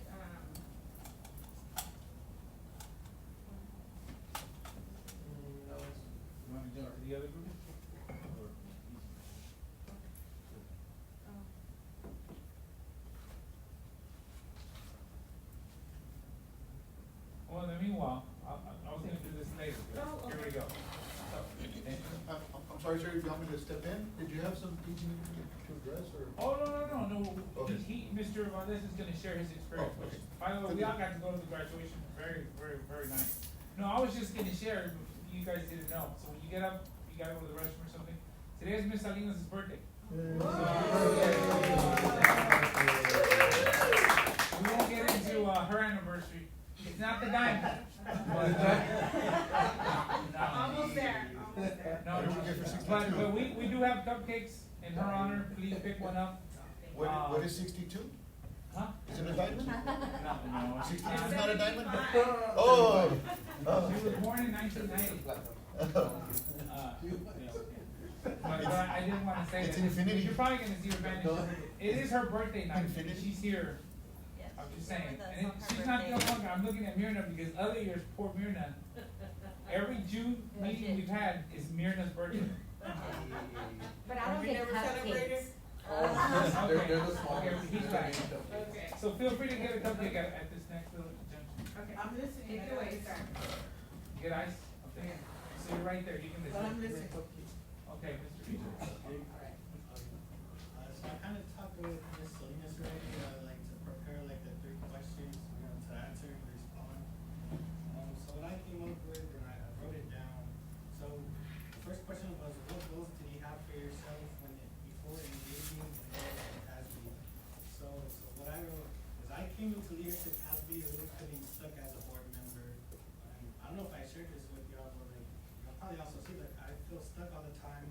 Often when our board operating procedures change, and I really feel stuck, like how to engage with those changes after. I was also like really feeling stuck as myself as a trustee, like where do I fit, where do I belong in our group? So that's why I wanted to join Leadership Task Force, because I wanted to see like something bigger, like what's happening across Texas, what's happening with others, how can we really be partners in education, because it's kind of, it's about like working and building relationships, but it's also the big picture, like students for graduating students we want to see succeed. So that's kind of what I was talking about. And the second question is, how has your leadership journey evolved since beginning your service as a trustee, and what growth have you experienced along the way? So I put my leadership journey, I feel like it just started like 3 months after I graduated high school, wanting to serve on the school board. I believe that's really when my leadership journey started. At first, I really didn't know what like being a trustee meant. Like, I thought it was just showing up and speaking up.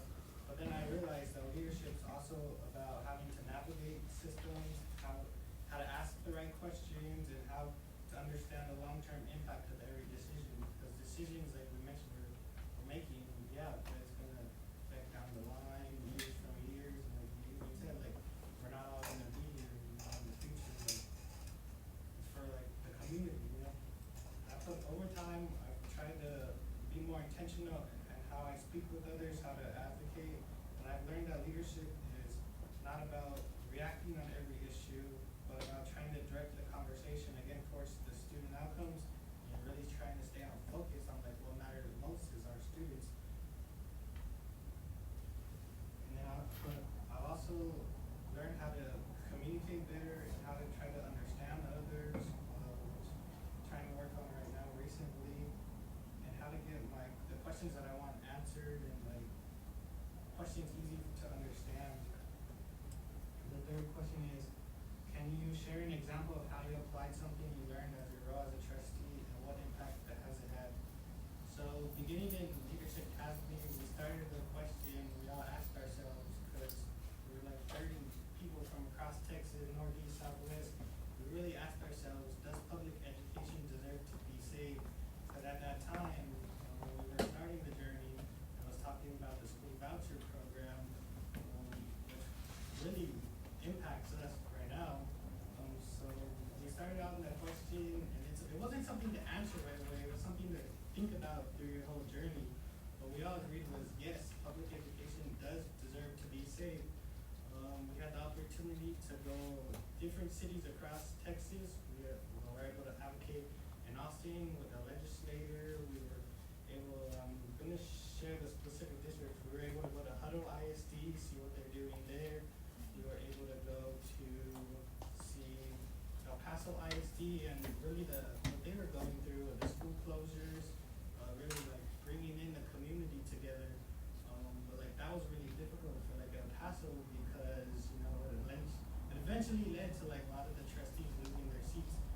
We also were able to see students, in San Elizario ISD, so we were able to also see,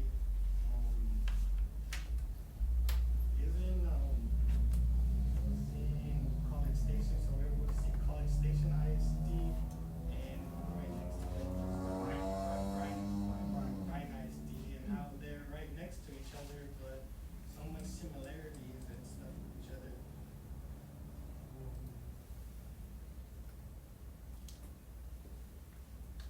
And then that's like where when I realized like why I'm serving as a school board trustee, you know, why we all serve, not just all seven of us, but why we serve as trustees from across Texas. So something that I've applied.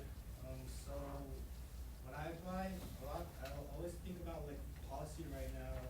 I think about like how every student like deserves a chance. Like even we were talking about that public education deserve to be saved, and yes, because there's 5.5 million students in public education. Like everyone deserves a chance.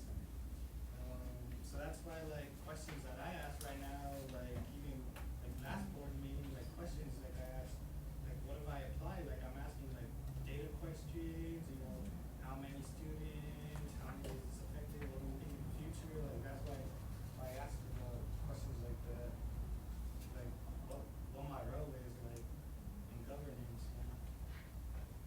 So that's all I have.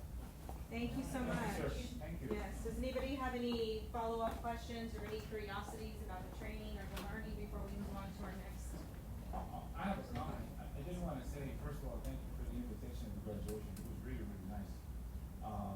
I got to talk to a couple of folks. It just so happens that some of the folks were also at the governance camps where we've been. So we had met before. But much like what Mr. B is just sharing with you, even experienced board members also felt like they walked out of this particular training with a new appreciation for the work they're doing. So I would recommend to the board that, you know, consider doing this program if it's in your ability to do it. Obviously, there are requirements with going out for, I think it was 3 days at a time, right? You would be for 3 days at a time? Yeah, about 3 or 4 days. I know some of you have responsibilities and jobs. How many times a year? I think it's four, right? Yeah. Well, you start in wherever TASB is. Like, for example, the year that Mr. Valdez did it was here in San Antonio. This year it's gonna be Houston. That's the next class. So they're supposed to announce by July. By August. Who's gonna get in? Then their first round is Houston, and then they start moving around. They've already released the list. I don't remember where they're going. But it is a very quality program, and so I'm glad that Mr. V got to do that, and that I hope other board members will consider Is it doing just it. one per district? Is that Is that accurate? Maybe one per district? Every year it's usually like one person per district. I doubt they would pick 2 from one just because they try to spread it around. But this year's already closed the deadline for next year. I mean, I have a comment as well. I mean, I'm glad you went to this. Thank you for sharing. I'm gonna say this publicly. I'm really glad you went because in my mind, you know, as board president, as officer, like every time one of us has a success, we all have a success, you know, and every time we have a success together, then, you know, vice versa, you know, we're all gonna benefit from this. And every time we do have a success, the first thing I ask Dr. H is, and he'll get to it before I do most of the time, is how are we gonna recognize him? How are we gonna recognize the board? How are we gonna recognize, and anytime individually we do something or as a group. So I'm glad I can say, hey, now I have, you know, on our team, we have a master trustee, you know, trustee who went through the program, the process. We have trustees that went to Holdsworth. Like every time we do something, it's like, man, we're just really, in my mind, we're winning, you know, we're winning in so many spaces, including Lone Star Governance, including the Team of 8 training. People did recognize us, people did say, hey, y'all are doing a great job. A lot of compliments for Dr. Hernandez. They're like, you have a great superintendent. there was one, without getting too sidetracked, there was one group, I'm not gonna say who, I know who, like I said, they're like, no, our superintendent's horrible, they were like, cause they didn't want anyone to take her. Oh. They said, no, our superintendent's horrible, look somewhere else, you don't want her, and even, that was a joke, but, I'm not saying that about you, but, anyone, no, I'm kidding, but, as a joke. But, I just wanted to say, like, just thank you for participating, and, it's, what I meant to start with, I'm just gonna end with. This is the, not just you, but any board member, but specifically since you spoke, this is the Michael Valdez that I like to see. Because it shows when the program taught you who you are, what your values are, what you believe. Because in these positions we have so many voices coming at us, so many influences, and once you know who you are, again, that was how they started in Holsworth. What are your core beliefs? Not your families, not your friends, not your, anybody else. What do you believe in? Because at the end of the day, it's our name is on there. When we vote, it's our choice. It's no one else's, and we have to live with it. And I really do, just having seen you, speak and how you came up, I can tell this is what you're, who you are, and it's gonna keep going. And not just you, all of us, we've all been through stuff. I mean, Holsworth, I changed just this weekend, and I know y'all went through, an evolution of the way you think about things. And hopefully, another board member can go through it. Speaking of. Yes, real quick, Mr. Valdez had his hand up, I'm sorry. Yeah, it was like a wonderful program. I also wanna say, like, I wasn't the first one in our school district to participate in.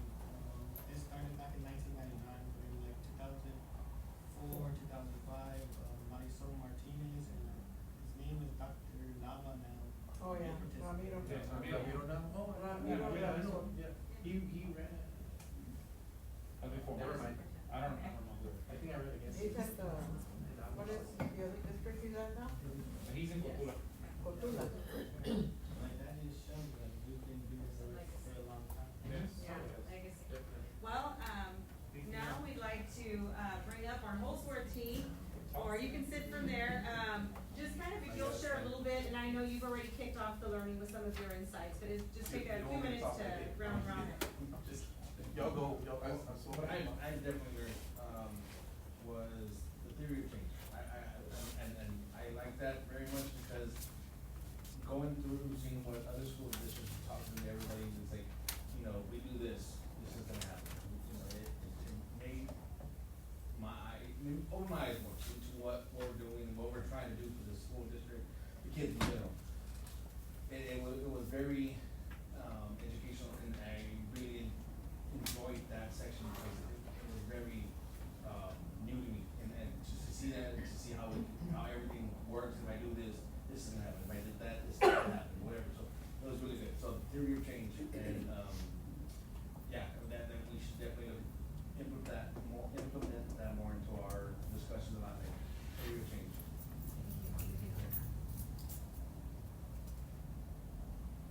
My turn.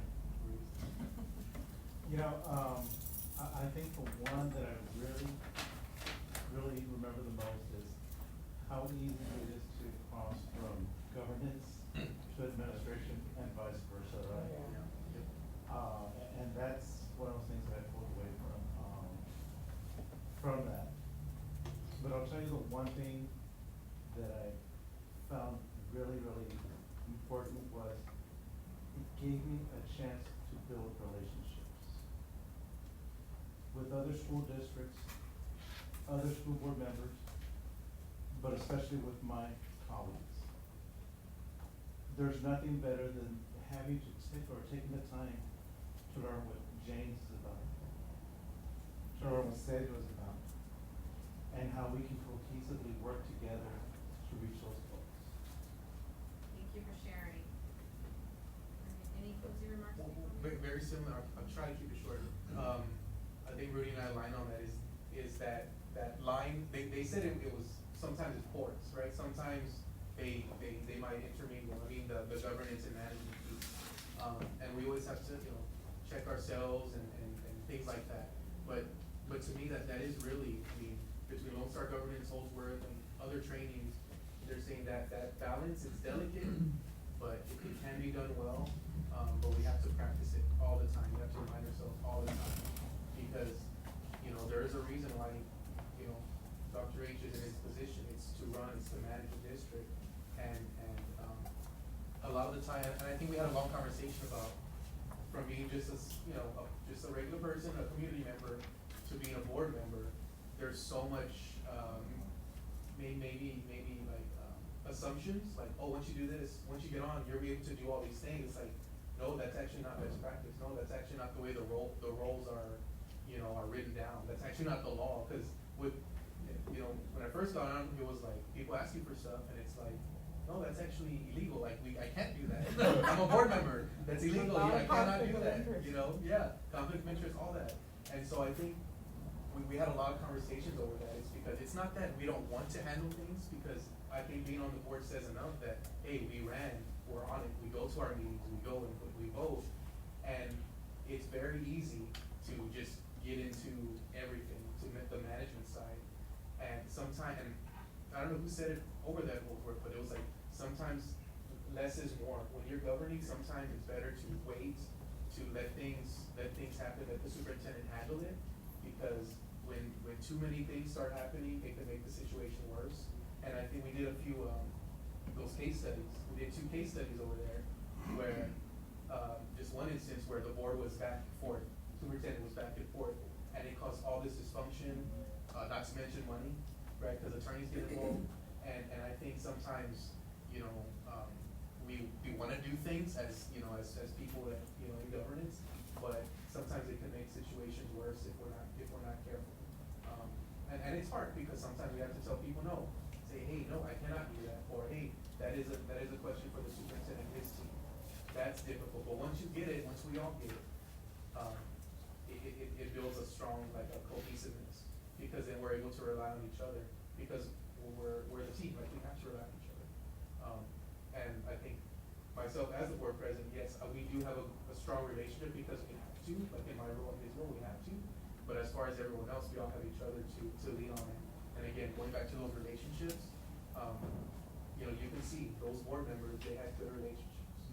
So, anyway, I promise it was short, but that was, that's as short as I Take the microphone away from him. Hey, I don't normally talk during meetings, this is in one spot. No, I love it. The last thing I'm gonna say, and then I'm gonna, I do wanna thank all 4 of you, because, from my outside observation, you represent the brand, I call it the brand, very well where you went. Those of you who went to Holdsworth, those of you who were master trustee, I was watching at the graduation from Mr. Valdez and you guys, the interaction with people and yourselves was very professional, very respectful, so thank you for doing that. I think that's important. And again, I'm glad that each one of you got to go and zoom out. Mr. Valdez talked a little bit about it, how you got to go see from another perspective. You talked about all of it, because you're not hearing it from a superintendent, you're hearing it from a trustee who's going through everything from assumptions when I got on to one of the young ones, I won't name the name, that was there, said, my hardest part right now is telling the same people that elected me, no. Yeah. I'm having a hard time, because we did all this talking, and now people are expecting me to, and I realize, I'm one of a bunch of people. I have to work through the system, and so, I thought she was actually so much smarter than her age for saying that, but then I also got to talk to the other woman who was an attorney, and said, you know, that was a hard part for me up front, but now I also understand as a board member, my job is to make sure the superintendent can do the work that they need to do. And so to the 4 of you, thank you, much respect for you, for doing this, and to the others who haven't gone somewhere, we've all gone somewhere. This is work we need to continue to do, because I think these are great opportunities for you, so there you go. And they're gonna do it every year, so hopefully we can get it again in other board members. If we didn't burn the bridge, yes. Twice a year? I have a question I and know. a comment. They might just have Yes, ma'am. One, I'm so glad that the young board members are getting all this training. I can tell you that he and I have had a lot of training. Yes. Leadership, we teach it and all this stuff. I'm glad that you guys get it. I hope that we also carry the attitude and the culture that has developed here. It took a long time, and that it continues beyond us being here. that the culture changes, it doesn't go back to the way it was, because 11 o'clock at night meetings were because they just got the information last night, and they disagreed, and they were like this. Now, for all of you that have worked and talked to people out in the state, I wanna ask you, and maybe, I don't wanna interrupt this, I just want a yes or no, guys, because y'all talk about it. But, do people realize that, especially those that have relationships like this, do they realize now that we're not enemies? We're not the enemy, it's the state, and we're preparing to get ready for the state? Do people realize that now?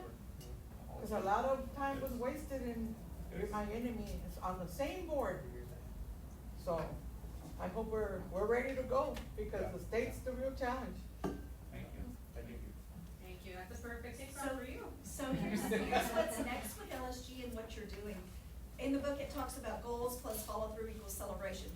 Great demonstration of that tonight. And through the lens of Lone Star governance, I'm not gonna read all 6 of those to you. And I think Dr. H is gonna talk about board operating procedures later tonight. But those are things to celebrate. Set the goal around them, follow through, and then have a celebration that, hey, we finished our board operating procedures, or we did our policies, you're looking at some policy tonight. So, goals, follow through, celebration, leads to legacy. And I think there's one other slide. And on this slide, oh, that's yours, and then there's mine. And, I'm gonna pass it to, Deanne here in a minute, cause we're a little behind. And so I'm gonna go ahead and save this, we're gonna start with this as our warm-up, and we're gonna dig into this conversation. Please go back and look at your presentation, use your journals, reread your text, and then the next time we meet in September, we'll go through this. And on this one, remember in LSG, our last question was, what am I willing to give up to create the goals I intend? Individually, think about that, because we'll have to start with this one next time also, about our goals, personal goals to reach our outcome. And then just, tonight's work is about enhancing the effectiveness of board superintendent team. Thank you. So please make sure you read chapters 5 and 6, come prepared with discussion on 4. And then, if you have any glows or grows, Amelia will, give you all some Post-its, and you can kind of jot those down for the next time we meet. We're gonna take a quick, 5 minutes, I think somebody need to go to the restroom, Mr. Chavez needs to set up, and then there's cupcakes. So 5 minutes, restroom.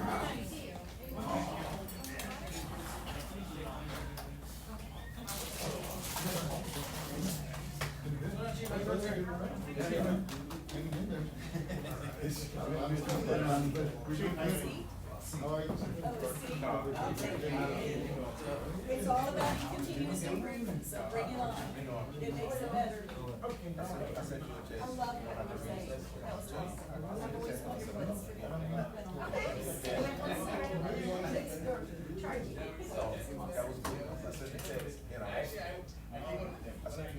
Happy birthday.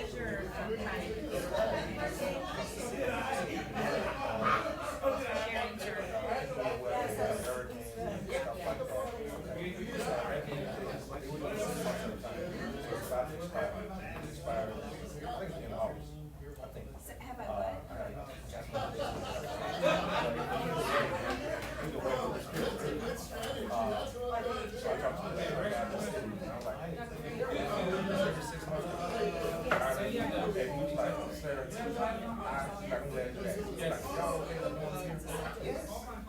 So he's like, let me get on the phone with some folks. I called you back. He called me, emailed me back to CC, how was this meeting? And they were like, yes, absolutely.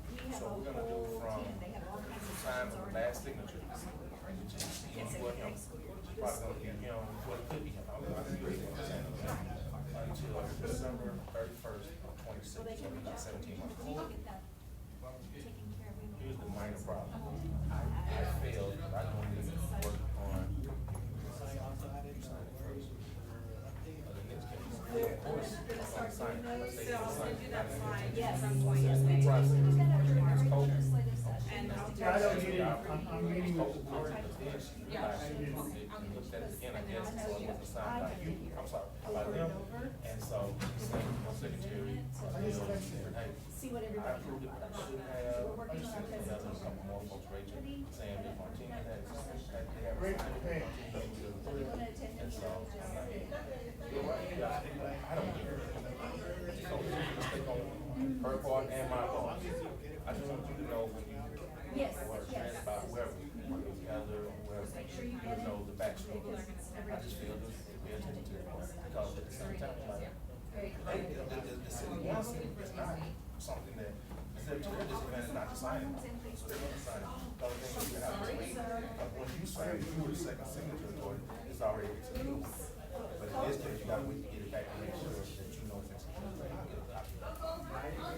Guardrails, those deals.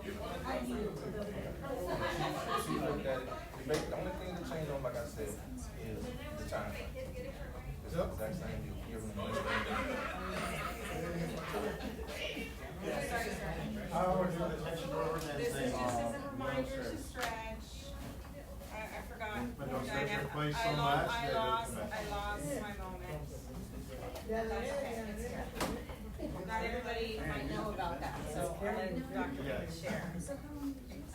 Everybody's got to How are learn you, to sir? stretch. So good, how are you doing? I'm older than you. I am. Oh, you're not, bro. I am. Pero ya. Me encanta. Where are you from? Houston, okay? Okay, where are the I'm cupcakes? in Las Vegas. They're right there. You're When weird. when you're. Cupcake, Cupcake. I'm leaving the 14th and get back on the 19th. Well, you know, I take care of mom and dad, so. No, you need a break, guy. Every now and then I need a break. Every so 6 I months get on every- vacation.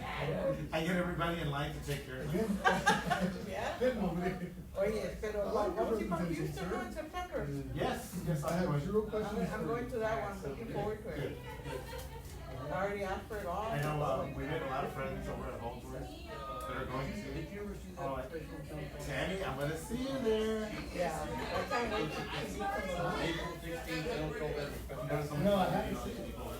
Oh, yeah. Did you get my text when you were over there? Which one was it? Que mucho cuidado con los retratos y la- Yeah, I saw that. Okay. Oh, yeah, no. No, I was. I was like, Tammy. I was well behaved the whole time I was there. Yeah, I'm sure. Oh, Yeah, I did. right, so we're like, oh, we need ice, so we took it to the main building. We were working like, that was another, and the whole talk, like the next day, you're like, oh, y'all already want to do the cougar? We're like, where's the talking about? That was hilarious. But they were like, oh, you guys, yeah, they're like, we're gonna hang out with y'all next time, and like, you're the ones to hang out with, whatever, it was so funny, it was so funny. And of course, I remember Tammy. I was in 1970. Sammy's hilarious. Tammy's all like, I love you, you're full of energy. And she goes, we had a place at Alpine, you should come visit us sometime. I will. Where? After San Antonio. After you see it, let me know what you think. I will. Vamos a el mosco pegándote abajo.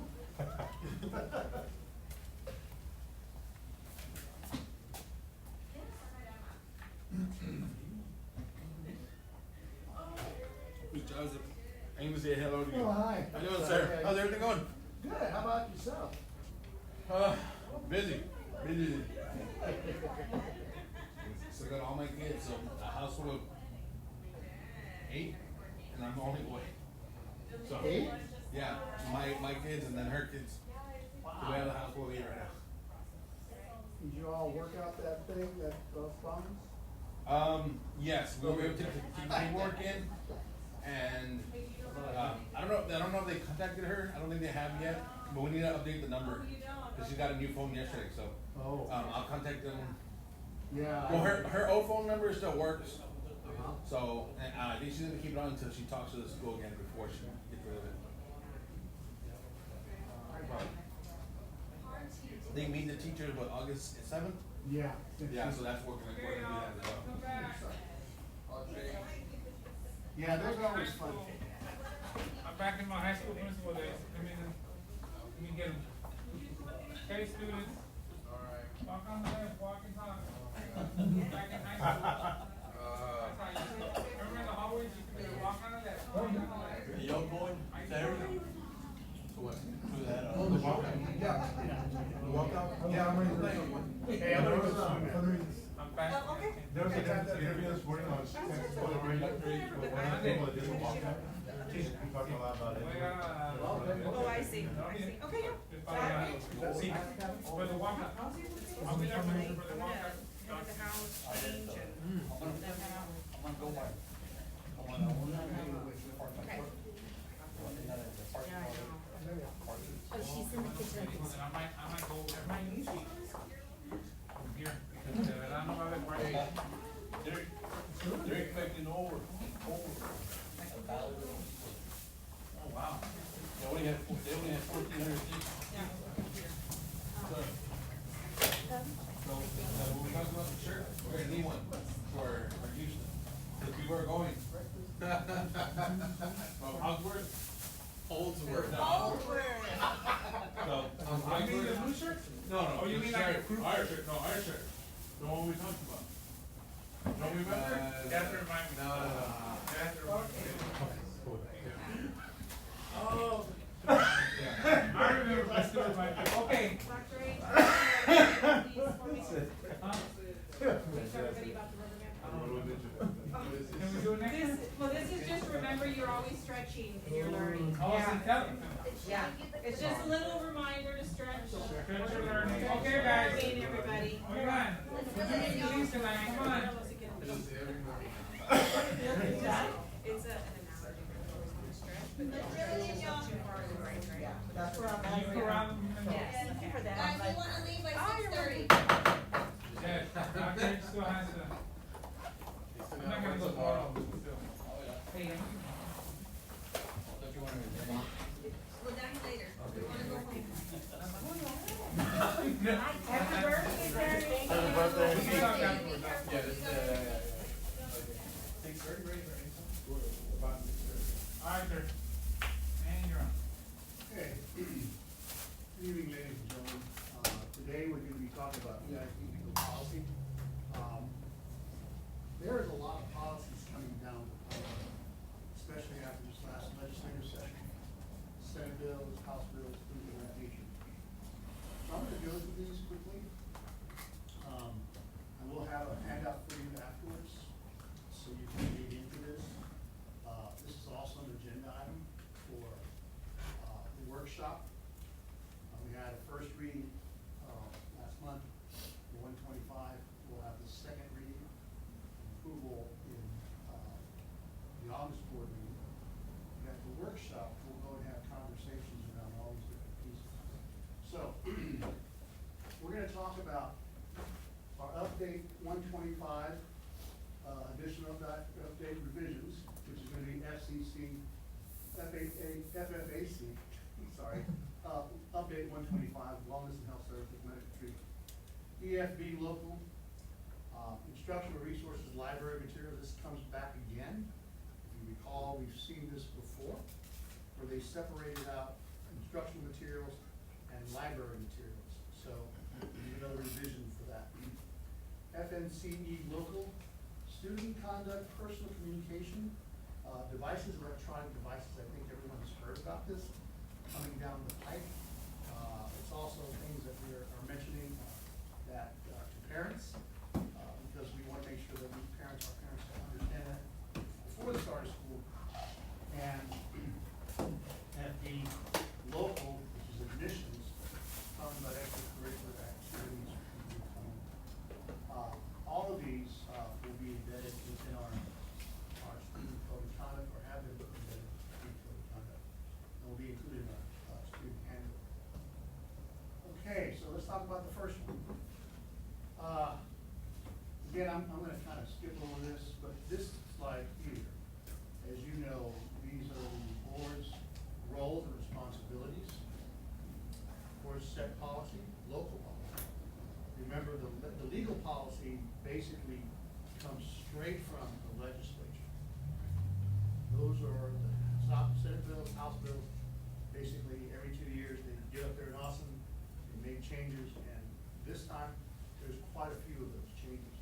So this is the local policy that we'll be talking I wanna go back and hark back to the last time I did a presentation to this group. It was at Las Palmas, if you recall. It was about the administrative guide to policy manager, and talked about what exactly, what's our role. And one of those is the update policy, which is called the TASB numbered updates. This is update 125. And first we have the administration review the policies.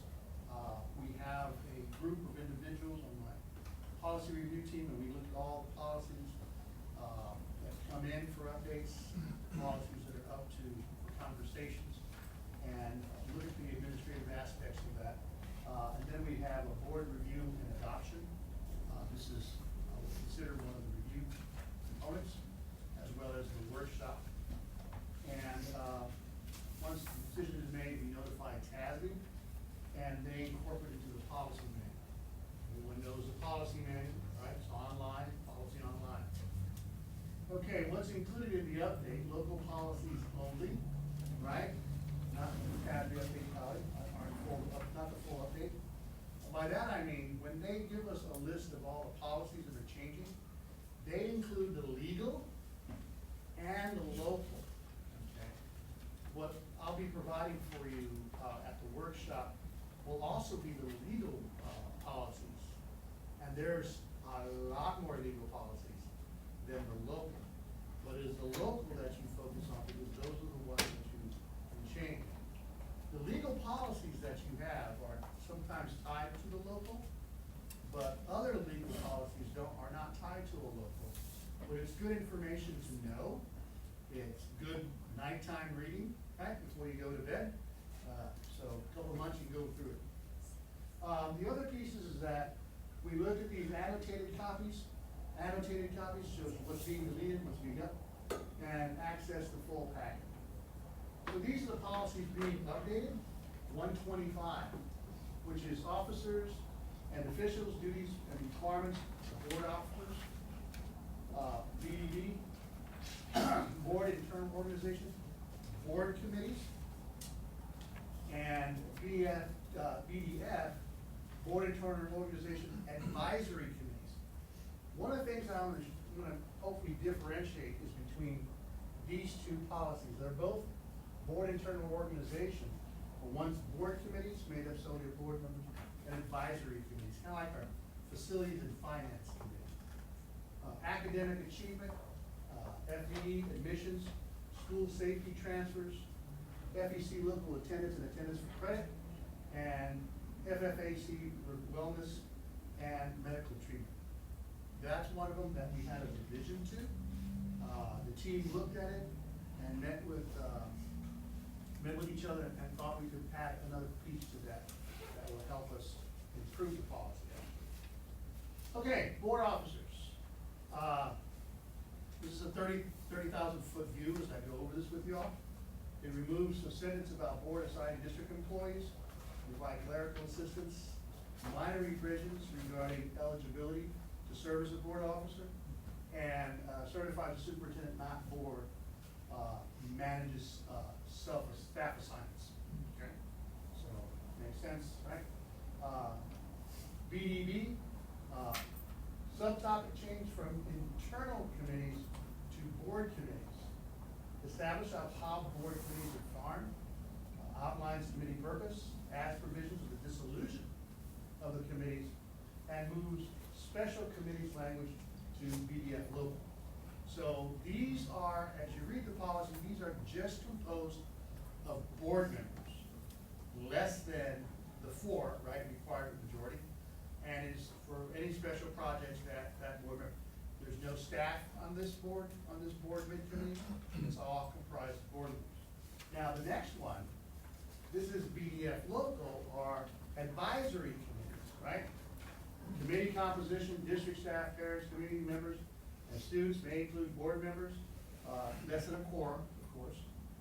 Formation requirements, formed by the board, appointment process, membership, committee responsibilities. I'm gonna hark back to the Facilities and Finance Committee, right? That group, the Rethink Redesign Committee, we outlined what was the membership We took it to the board for y'all's approval. And then the purpose and authority, only advisory only, cannot assume administrative duties, and reports findings to the board. That's exactly what we did for that, right?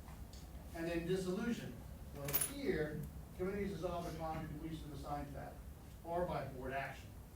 So that piece stopped, it was dissolved. The one for the board committees that are made of just board members, there has to be a board action to form them, and there has to be a board action to dissolve them. Okay? Academic admissions, so we're gonna go over these real quick. Partial credit, this allows us to say that if I'm taking an algebra course that consists of 2 semesters, semester 1 and semester 2, I passed semester 1, I failed semester 2, and the average ends up being under 70, it's not passing. You can give credit for that half credit that we have. And we do that currently, and that's when we're giving credit for passing half the course. Attendance for credit, revisions for clarity, removes petitions for credit in favor of administrative regulations, clarifies requirements regarding seat time, focus on teach mastery, not seat time. In other words, it was tit for tat, you lost a day, well then you got an hour seat time, right? Here's looking at their mastery. The other thing is, a lot you're gonna be seeing is that we're moving into regulations. And basically, that's an administrative regulation determined on how we do the process. We have several regulations. Basically, think about it as protocols and processes to establish a certain task. Regulations are not approved by the board since they're administrative, they're internal. Okay, the last one over here, school safety transfers, puts safety data as bullying is recommended for inclusion in the offense for which the district must collect. And we keep all the tabs of the bullying, but this now becomes part of the unsafe school choice option guidance handbook. Okay, so it's kind of elevated the bullying to another level, right? Okay, FFAC local medical treatment. So what happens here is we're doing written notification variance for unassigned. That's a very important topic, unassigned. Unassigned respiratory distress. I brought them, I'm not gonna be a nerd, I've got 3 inhalers, right? I take one for my asthma, daily. I take one if all of a sudden I have an attack, and I take another one for good measure, right? Now, those are prescribed, right? I can't get these over the counter. I have to be prescribed, and so, Miriam, I'm gonna pick on you today. I have 3 also. She has 3, but they're different, right? They too are prescribed. So we've got 6 things just between us. And these are unassigned, so the district is going to, whenever we do this, and one of them might be albuterol, right? We have to do it under respiratory distress. And then after we administer, we have to make sure that we provide notice to the student's parents, healthcare provider authorizing the medication, okay? And the student's primary healthcare provider. Now, this we've always done. It's the other 2, how the healthcare provider authorizes medication. So who's authorizing the medication, right? For the unassigned, it's usually our individual, our doctor who we have on retainer. And then the student's primary. Now that's an interesting one.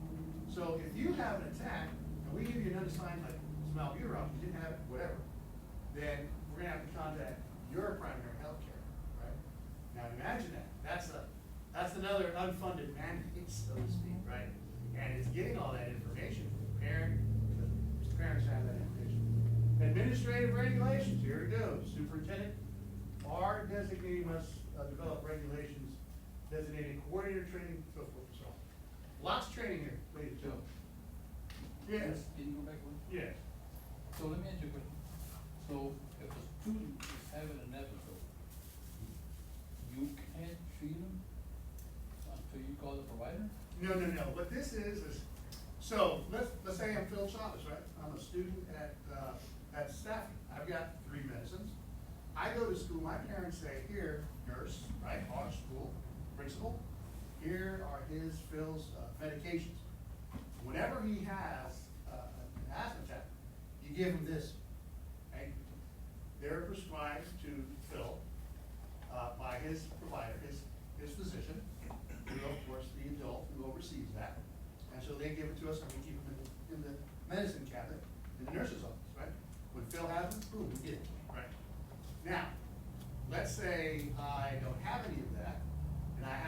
similar to this, right? Including written requirement for notification, okay, wrong one. Where is it at? Yeah, it's not assigned, right? It's not assigned, so we're able to use that, and give that to the student if they're having some issues, right? But if we do that, we have to do all this, right? Makes sense, right?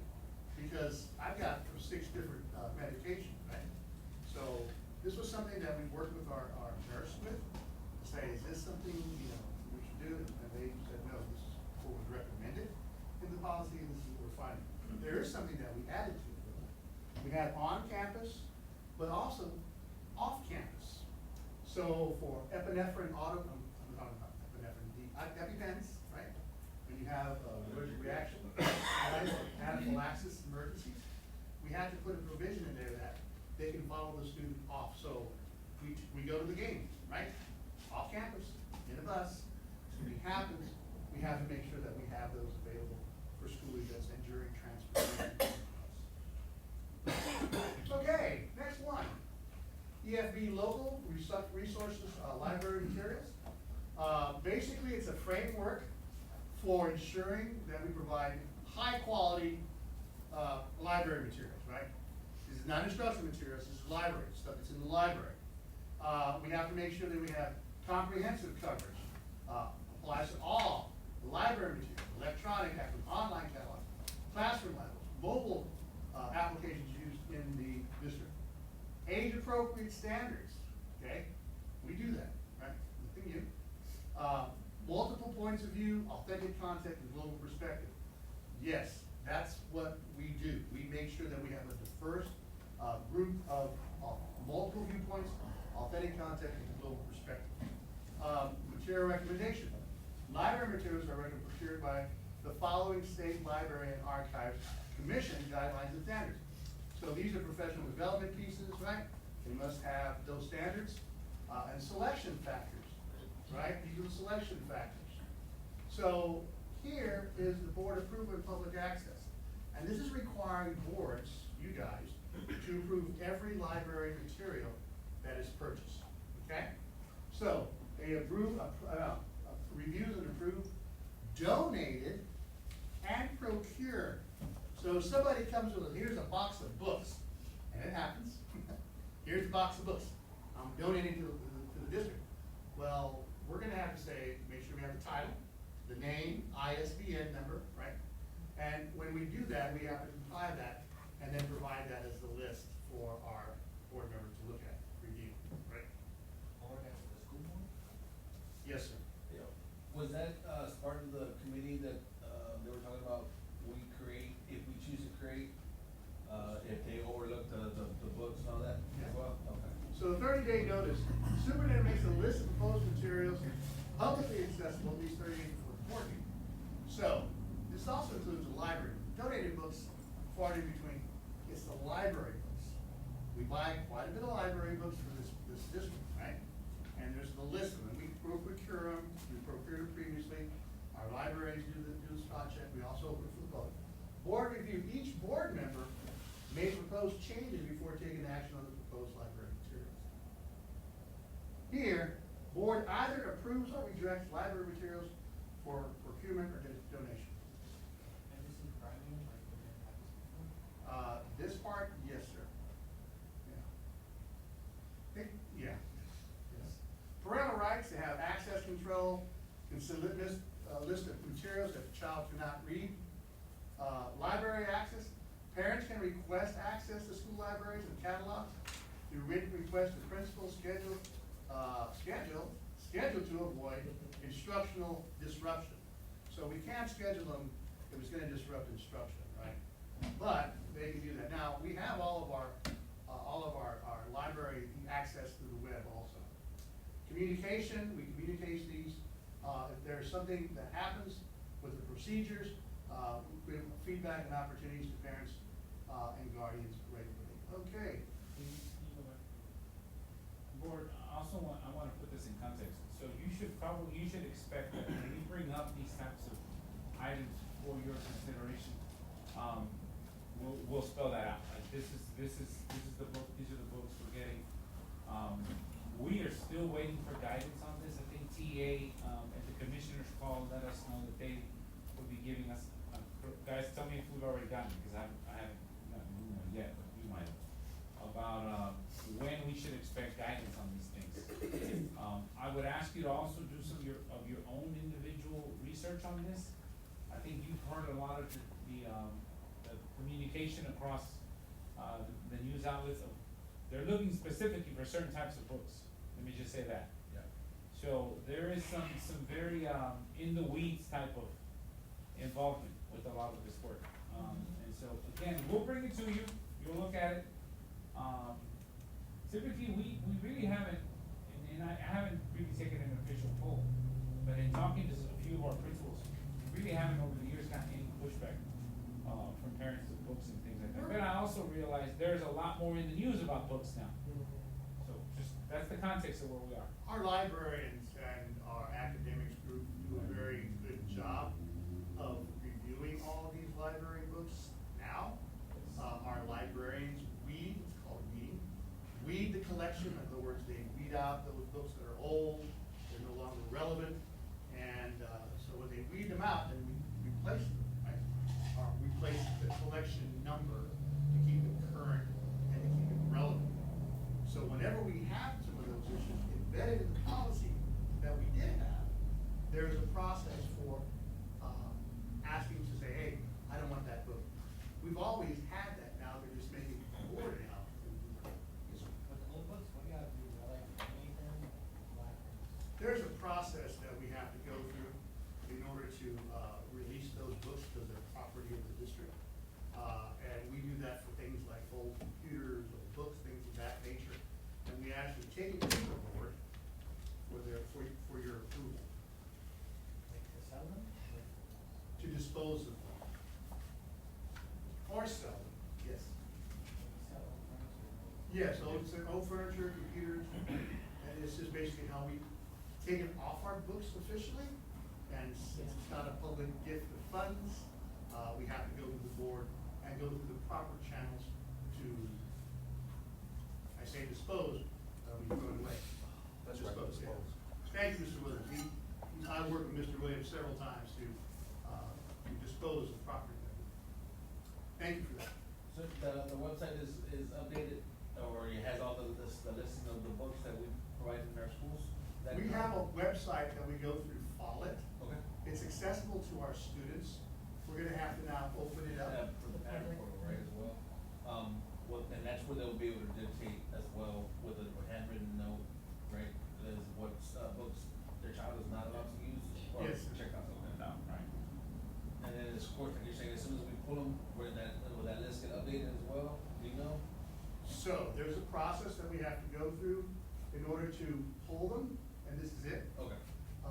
But once they are removed, then, we have to notify, well, let me go through this. Yes, copies, you know, you. So, district employees anybody here may challenge the library materials through established formal and informal procedures, hence the regulations, right? Informal resolution, library or administrator explains selection process, discusses material purpose, and offers alternatives while restricting access if requested. Formal challenge, individual completes a TEA challenge form. This is not the district, the TEA does this now. And for which is distributed to the superintendent, librarian, board, and designated staff. So this is gonna be rather interesting because we've never had anything when TEA's managing this. I can just imagine this, being a TEA. And then the committee, appointed committee, including librarian, instructional staff, reviews material, time, and prepares a written findings. So, there's an appeals process, collection maintenance, right? And if materials are removed, right, classroom teachers at affected grade levels are notified and instructed to remove copies from classroom libraries. We have classroom libraries also. Those do not fall under the purview of the library, right? So we make sure that they're removed if they happen to have those books. Okay, next one. Oh, no. Student code of conduct, personal communication devices, this is it, right? This is the big one. Here we go. All right. All right, so, You're ready. school district District guidelines for supervisors during school hours. I wanna make sure, let me go back. This is very important. You know, when we first heard this, it was during school activities, like ball games, like, oh my God. School hours, well defined, right? No use during school days. Cannot use personal devices on school property. Storage devices must be stored per administrative regulations, right? So I can have my cell phone with me, I just can't use it, nor can I turn it on, okay? The school properties leading to the football field. I'm sorry, what? The school property where it says, can you go back one second? Yes. Where it says that they cannot, students cannot use personal devices on school property, is that considered the football field, the baseball field? During the school hours, yes. Okay. Yeah, yeah. The school hours. During Okay. school hours, like if they go third period, they go to the baseball Yeah. field. Or if they go on a trip, they go to SeaWorld, go to the zoo during school hours. Okay. Yeah, when you start delving, kind of, okay, yeah, I got it. And keep in mind, board, we are waiting on more, a I'm little sorry. more clarity with this. But what I do want you to consider, please, is it's very overarching in this superintendent's opinion. That it's very overarching, because on a trip, I mean, the adults watching kids, some of you, I know at least one of you, I'm looking at you, Mr. D, before you were, I think you were helping supervise the kids go on these things. So you realize kids are doing all sorts of stuff, and that is a very difficult conversation. So this is not gonna be anything brand new occurrence in the sense of we've had a soft rollout at our high schools, but we've had issues with it. And so, because, ladies and gentlemen, I know a parent specifically that tell the kids, you do what I say, period. Yeah. And the kid gets caught in the middle of that. And so, we're gonna do our best. We're doing videos, we're doing social media. The principals have been given talking points, we're gonna do it in the meet the teacher night. This is mostly gonna be, I'd say, secondary. And I'm gonna pinpoint, I think it's gonna be between 6, 7, take out 6, 7, 8, and 9th grade typically. You can reason with sophomores and above. 6th grade coming out of elementary, so they're still in that, okay, you said it, I'll do it. But as soon as Very they hit compliant. 7th grade, something happens. Those of you that work in schools, you know that. Something happens when kids hit 7th grade. And then 9th grade, so we're just know that's gonna be, again, it's the staff who's dealing with this. So discipline actions, yes, it's in the student code of conduct. And device confiscation, authorized employees will confiscate violating devices, yes, sir. Well, the only thing I want to learn, like in the future, is like, how is it like restorative practices? Restorative? Practices? Oh, I see what you're saying, restorative justice practices, yeah. We're kind of looking at this right now. It's in there, and so, right now, it's like, okay, if I see a kid with a phone hanging up, is that, no, it's gonna be on, it's gonna be used, right? So. And this, I think it'd be very, that it's from the state. Oh, no, State of yes. Texas is saying. Yes, do this is a law. And then we gotta figure out how to do it. This is Yeah. HB 1481. I don't, one thing that I'm trying to be wary of, again, is the community impression. Everyone Yeah, doesn't let their that's kids true. have our phone, no, no. Yeah, no, let's put it No, out if you there. care, you need to go and go for the state level, because this is out of our hands. So if we pick it up, how does a device retrieval, what has happened? Initially, we thought not dispose, we're not gonna throw away the confiscated devices. Throw it away. And then the notice provided appropriate notification to retrieve the devices, there's a protocol for that.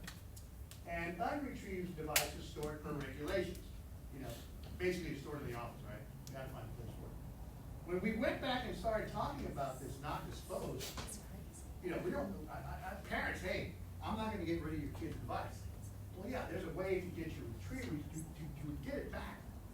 But this is at the end of the year. So at the end of the year, believe it or not, you may have 10 or 15 devices that the parents have said here. So if we don't dispose of it, guess what? That's one campus. We end up with 100, 200 devices. Legally, that's ours because we said we're not gonna dispose it. So you'll be seeing a variation in the policy that says we will dispose it and that we're not responsible for it and basically dispose it at the end of the year. So see how that not disposed, well, wait a minute, yeah, we're not gonna dispose it. Yeah, we are. because we don't wanna have 500 devices after 2 or 3 years. And, yeah. So we're gonna indicate failure to pick up will. Yes, there's a whole process. Okay. Appropriate notification, yes, ma'am. This is Oh, one, there- guys, you need, just keep this near you, because, what will happen is, we'll have a parent who unfortunately may not remember, doesn't wanna deal with it, and then right around the time they need it, they're gonna show up and want it. And Yeah. it depends on the timing of the year, so again, we're not responsible for it is an important piece. I've conferred with all the other ISDs here in the area. Most of us are gonna mirror the policy of what you're hearing now. Because, again, somebody has to keep them, somebody has to store them. I mean, add that to all the other stuff they're doing. I mean, I'm just trying to put this in context for everything else that our folks need to be doing. Is this, end of the school year, like last day of school, or like, is this considered when the teacher leaves the district, or the? We haven't set that out in regulation, but usually you don't wanna do it the last day. Yeah. Usually you wanna give them some time, and we're gonna say what that retrieval device means, it may be the first, second, I don't know. Right. We're developing those regulations, but we wanna make sure, no, not last day, no. Cause all of a sudden, the last day, the next week they go out, so, hey, where's your phone? Oh, that's right. And by the way, it includes smartwatches and Yes. any other tablet that you may, Tablets. if you can make a phone call from your tablet, smartwatches, all of those things, it's iPad, not anything just cell electronic phone. device. So just a general question, what if the kids are 18, can they collect it for themselves at the end of the year? No, they're under, not, if that regulation didn't change, I believe it still has to be the parent, because the parent's still responsible for that child. Okay. So it's like all year, If they don't retrieve it, yes. but when they take it from them, there's a certain amount of time that they can go pick it up next. That will be outlined in the regulation. How you're working on it. No, That was my question. They- First day of school, they take their phone up, they got it all year, like. And we get- Well, there's a way That's to what get it it sounds back. like. That's what I was- There's a way to get it back. Okay. That's appropriate given to retrieve devices. No, that's good feedback to hear, so Yeah, that when per we explain day, it, we don't give that impression. Per week, per month, yeah. Yes, sir. Like, what if it does get picked or anything gets picked up, does it like the district say it's gonna be $5 or is that like? No, that's a good question. We can't charge. We used to charge that. I don't know. They stated in there, in HB 1481, we cannot charge. So, yeah, so, I mean, that's a good thing, for parents, but, it's, Can we use it as sort of like, maybe, free service within the school, maybe like going around helping pick up some trash around the school, it could be like beautification. type once thing? we define the regulation, we'll see, and usually it's kind of, well, I'm not gonna say. Yes, Help me understand that. yes, So we have a student that on Monday, they take his phone away, his or hers. yes, They pick it up, parents, whoever comes picks it up, Wednesday or Thursday, because it's out at the weekend. Come Monday again, they take the phone away from the same kid. That's gonna get, whoever's doing that job, it's gonna get. Tedious. And to be specific, it's the assistant principals. yeah. I wanna connect this for you to pieces. This is the same assistant principal who has to do duty, lunch duty, walk classrooms, make sure they do TIA, There make it sure they is. go in the classroom, make sure they go to the art so they can get an IEP, make sure they police the IEP, make sure that nowhere in there have I talked about a restroom break or a lunch break for them. Walking into the classroom to So evaluate. that's why the students. I really, board members, I ask you, think deeply. This is a lot of things that our APs are gonna get saddled with, because we are telling them you need to be in classrooms, Yes. monitoring, you should be in classrooms co-teaching. We're speaking with two different sides of It's it. gonna get, That's the board, that board, Yeah. We'll end up we may have them at the board meetings too. Yeah. Is that the only authorized personnel to confiscate the phones? This is gonna be the AP? A teacher can, Yeah. the same It's teacher, authorized personnel only, so. the same teacher who argues about dress code, Yeah. who argues about you didn't bring pencil and paper to my classroom, is gonna now turn into the telephone person. So, not too many students, and I talked to OSL about this, at the high school have these, but almost everybody has a cell phone. I mean, that's it's like a common thing, so think about that, you got 1,000 kids, you got 1,000 phones, and everybody's looking out for phones now. Plus the time that they have to. And if they don't even, the kid doesn't give it up, I mean, now we got. That's the other part. Now they're going to DAB. Okay, so. But they can have it and not use it, right? Because you know what I'm thinking about? Has to be turned off. Uvalde, that the kids were the ones calling 911. We're gonna talk about that. We're about to Okay, talk that's a about good that. point. So, are there exception categories? Okay. Here they come. Educational programs, it's in your IEP, it's in your 504 plan, are similar program implementation. Medical needs, documented, physician directive required. Safety requirements, health, safety, or campus protocol compliance. We had a safety meeting today, right? Making sure, see something, say something, call, report. So, Yeah. yes, these are in the policy, if you read them. And it explains that, right? So these are exceptions. So now, I've gotta be following you. Do you have 504?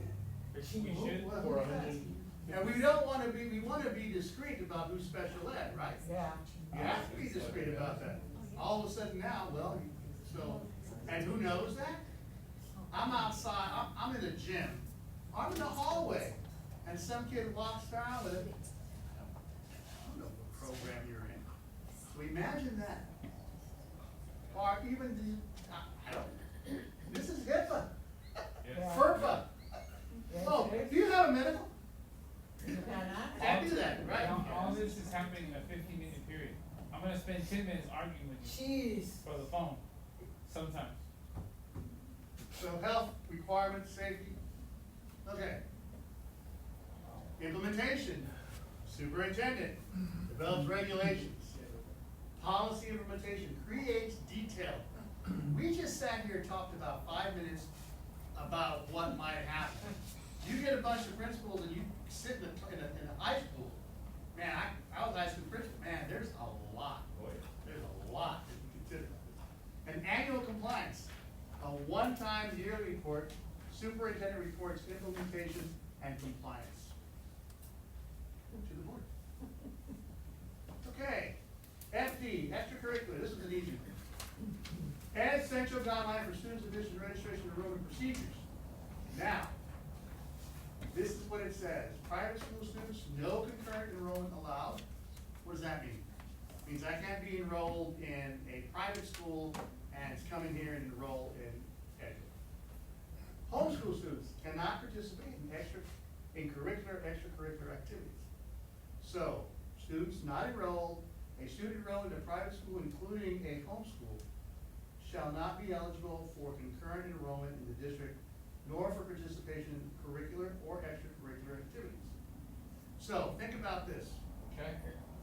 I have a football program, right? Say extracurricular, right? I have a homeschool student, right? And I have a student from 3 or 4 other private schools, right? And I come here and I wanna play, okay? So, no pass, no play, right? We have to monitor all that, right?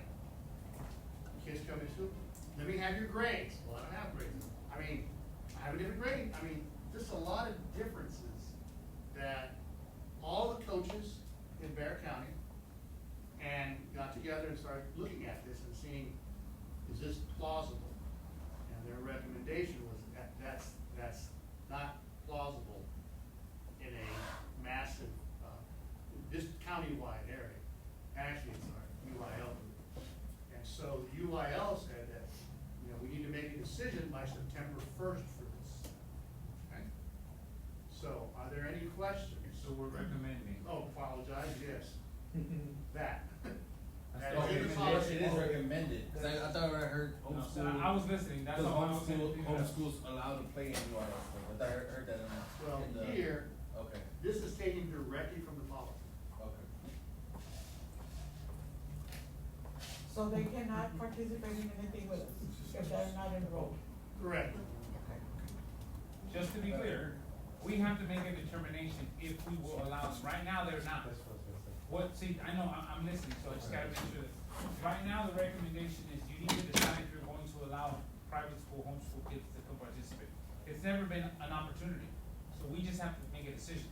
The recommendation that's coming from our local coaches, just like Mr. Chavez mentioned, is that we not do that because the oversight over that is tremendous. So, right now, again, the suits meet together in Region 20. The majority, I'd say, almost 100% of us are gonna go with no. Yeah, Not the because estimate. the homeschool, especially they're. Private or home. And I see a problem with all that because I don't see nowhere in there I see anything, or have heard anybody mention that if, let's just say Michael goes off, he's old school, and he wants to play football, and he gets hurt, who's gonna pay for that? And he's old school. That's the other. Yeah. Those are Yeah. There's a lot of other issues. Liability. That's the problem that I have, Liability. liability. Yeah. So, yeah, I would highly recommend 100% no. No funding, yes, sir. Thank you. There's no fund, it's, No it's funding. no funding for this. You only have a decision by September first, and that needs to go up to. We'll take, the recommendation is coming to you guys at the regular board meeting in August. You'll vote as a group whether you approve or don't. So it's We're per recommending you district. don't. So it's per district, I guess, I don't know if this or not, okay. So we're still recommending an open district? Yeah. We're an open district in terms of enrollment, but what this is No, specifically. this is extracurricular, yeah, okay, Kids that are not enrolled, yeah, yeah. you can just show up at the door, I wanna play. I did have one question about the whole, transportating, the medicine, like. say, For the stuff. EpiPens? Yeah, it depends, how are we gonna, make sure that's, I guess, properly secured? Even if you say you're not Yes. entering, you go on a field trip, Yes. you gotta take your inhalers with you, I'm assuming, how are we gonna properly secure those items? So, How, we haven't talked about that? good question, yes. In many cases, when you, let's say the football team goes on, right? Then they have a trainer who usually takes them, right?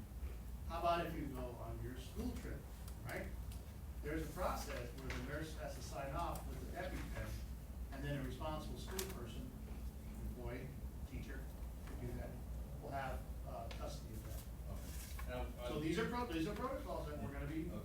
running up, because there's several scenarios. For this, we're just gonna adopt the policy, no, we're not gonna like do a resolution, we're not gonna do a resolution for like school safety.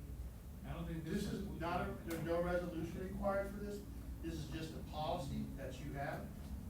This is policy, FD local. Okay. Well, ladies and gentlemen, here's my contact information, here's the policy online.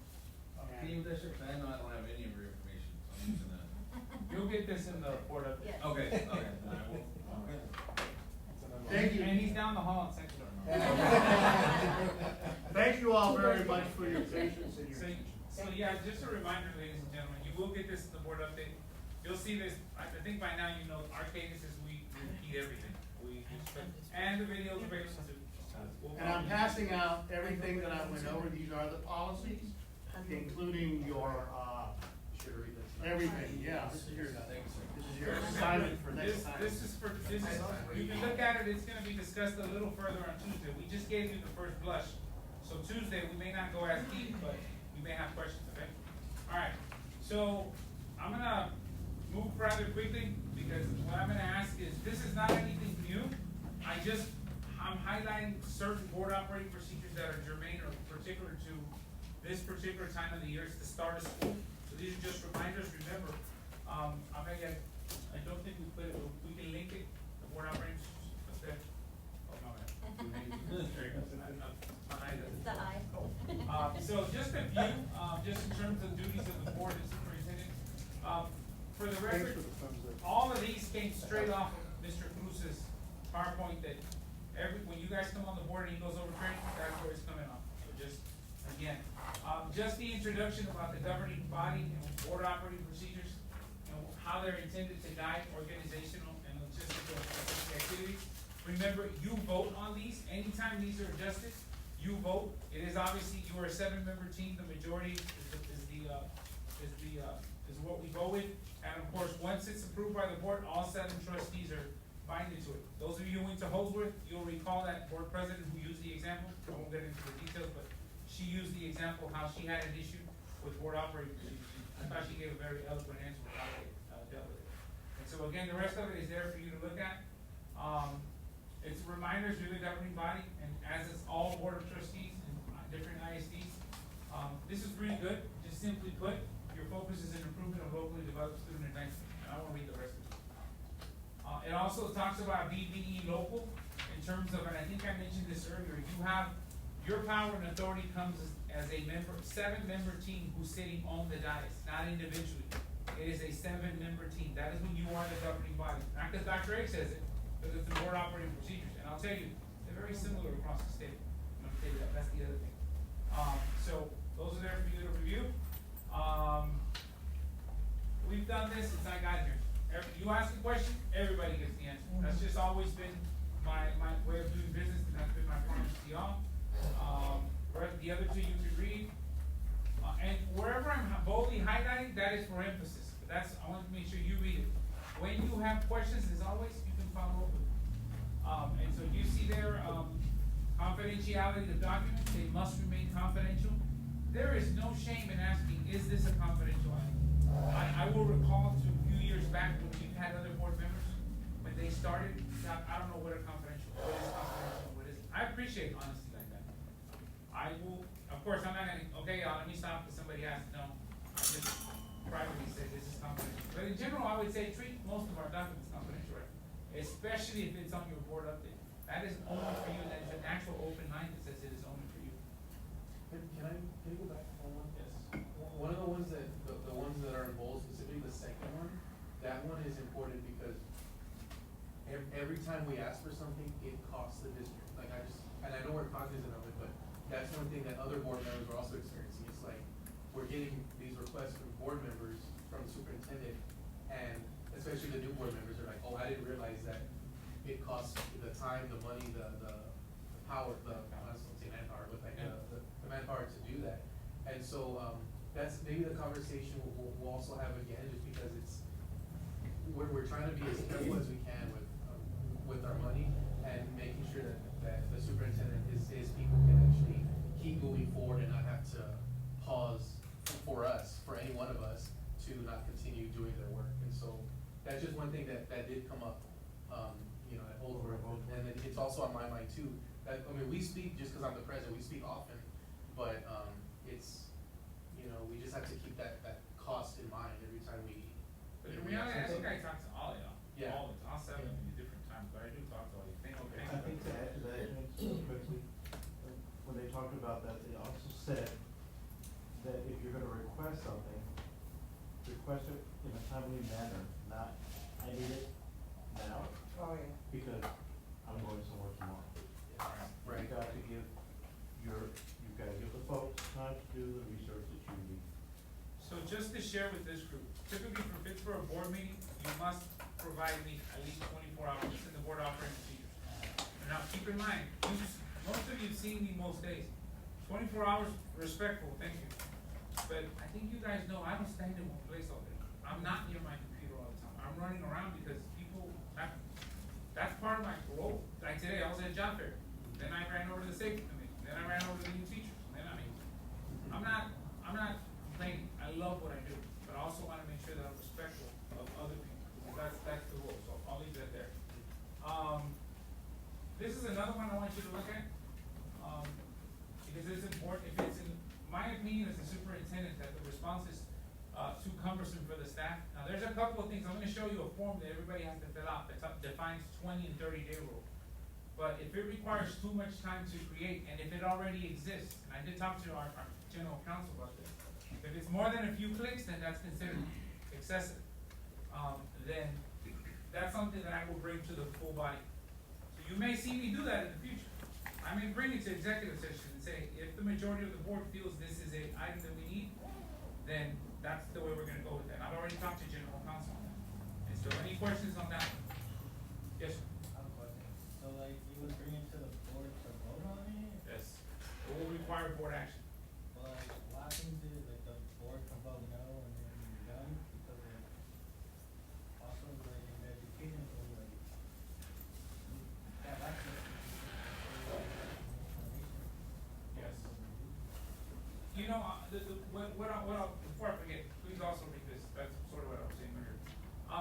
I think you guys by now, you've been around me long enough to know that if any one of you share something with me, even if we're not able to provide the report, I want you to think back to every workshop we've had. Every workshop we've had over the years has, in some years, been only about the items that you guys are gonna hold.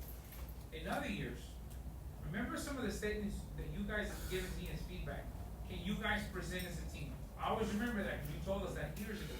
When you guys present as a team, it's better for me to understand. That was one. The second thing, Ms. Castillo was board president, her second year. Okay, we'd like to see more of the campuses come in and present their data. They were there. We promoted it, we did everything we're supposed to. We only had our regular folks who show up, and that's cool. But when people make the comment that that information isn't out there, that is an unequivocal, dishonest statement. I'm just gonna say that. We have workshops to share all kinds of information. Board performance planning meetings, those are all for that, so please remember that. This is what that form looks like when you're asking for things. We are required to fill out how many hours it takes. The way that it was explained to me, I have 20 business days. When a request is not too grandiose, too much work, I have 20 business days. If it is too challenging or cumbersome, 30 business days is what's given. But again, I know there's different mechanisms, but the first one is if the report already exists and it's being asked for, I have the authority to bring it to the general board. Now guys, sometimes you'll ask for things that we already have it. In fact, I'm gonna be honest with you, I've gotten to know all of y'all so well pretty much that I kinda know where your areas are of interest. And so I talk to my cabinet, and it's not just on a document, hey, workshop's coming up. I know Mr. Valdez, Mr. James is gonna ask about this. Make sure you go over, hey, tonight we're asking for your support on this item. Any questions? This is a recurring item. I think every one of you in here is experienced, or you go find the people, which, guys, that's never been an issue with me. I only share that with you because not in every district does that happen. The board, the superintendent is very particular about, don't go near the board, don't even look at them, look down. I don't do that. I don't do that. And sir, I think we also have safeguards too, is if, you know, 2 or 3 or 4 board members are like, hey, I don't feel like I'm ready either, we can always move it to the next meeting. That's always an option. That's what they said, we could take from the next. Yeah, we can save for the next take it meeting. to the next meeting. So even if, let's say, you know, cause there has been, not recently, but when I first got on. I think there was 1 or 2 items. There was 1 or 2 times I think that I stayed because I missed the information. I just didn't get it, but at the same time, I didn't wanna keep the, you know, the work moving. But I think that's always been an option, that if, you know, the majority of the board is saying, hey, we didn't get enough information, we're gonna move it to, and the thing is, it doesn't help us or you, because you need to get stuff moving, but we also need to understand. I think that's where that balance is. Man, yeah, I would probably put here maybe a link. Remember, guys, we also give you the 12-year calendar. 12-year. The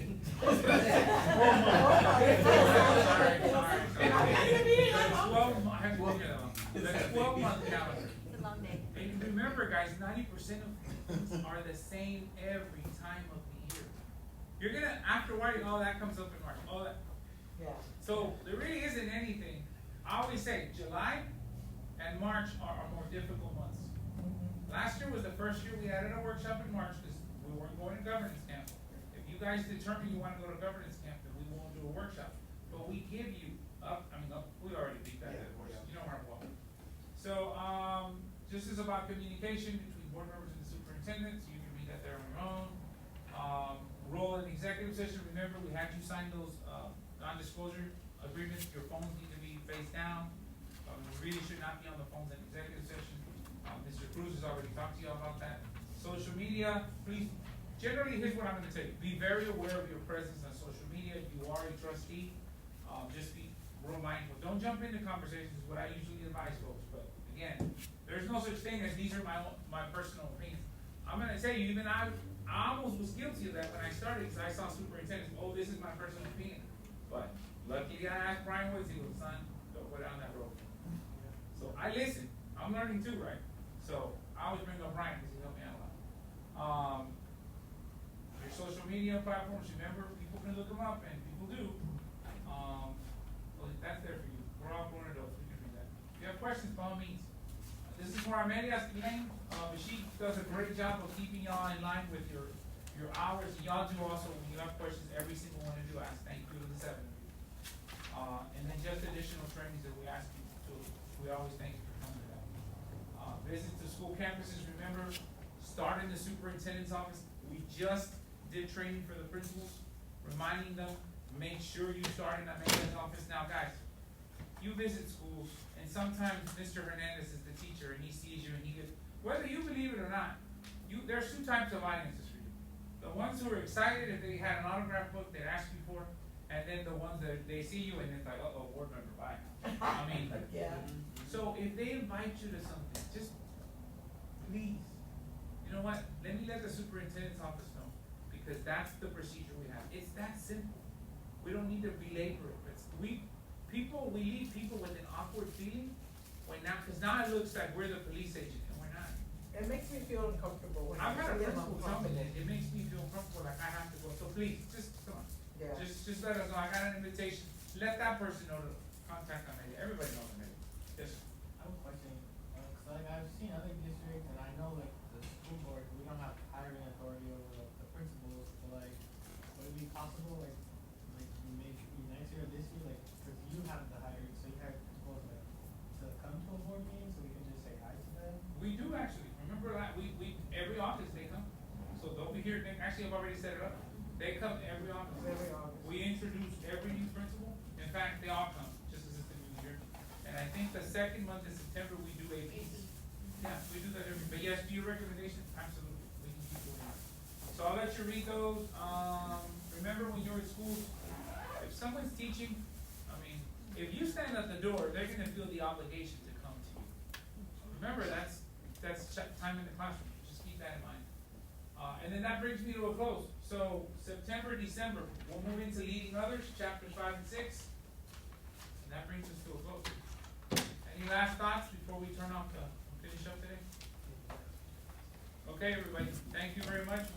Thank you for the extra 13, 14 minutes. Hey, we gotta go, don't we? Yes. Oh, sorry. Hey, don't go anywhere. That's right, forgot.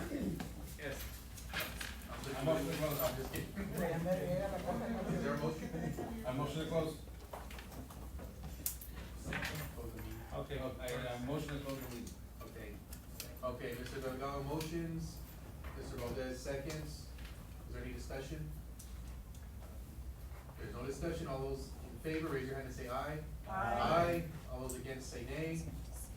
All those abstain, say aye. Okay, motion passes, meeting's adjourned, thank you. Please take cupcakes. And take cupcakes.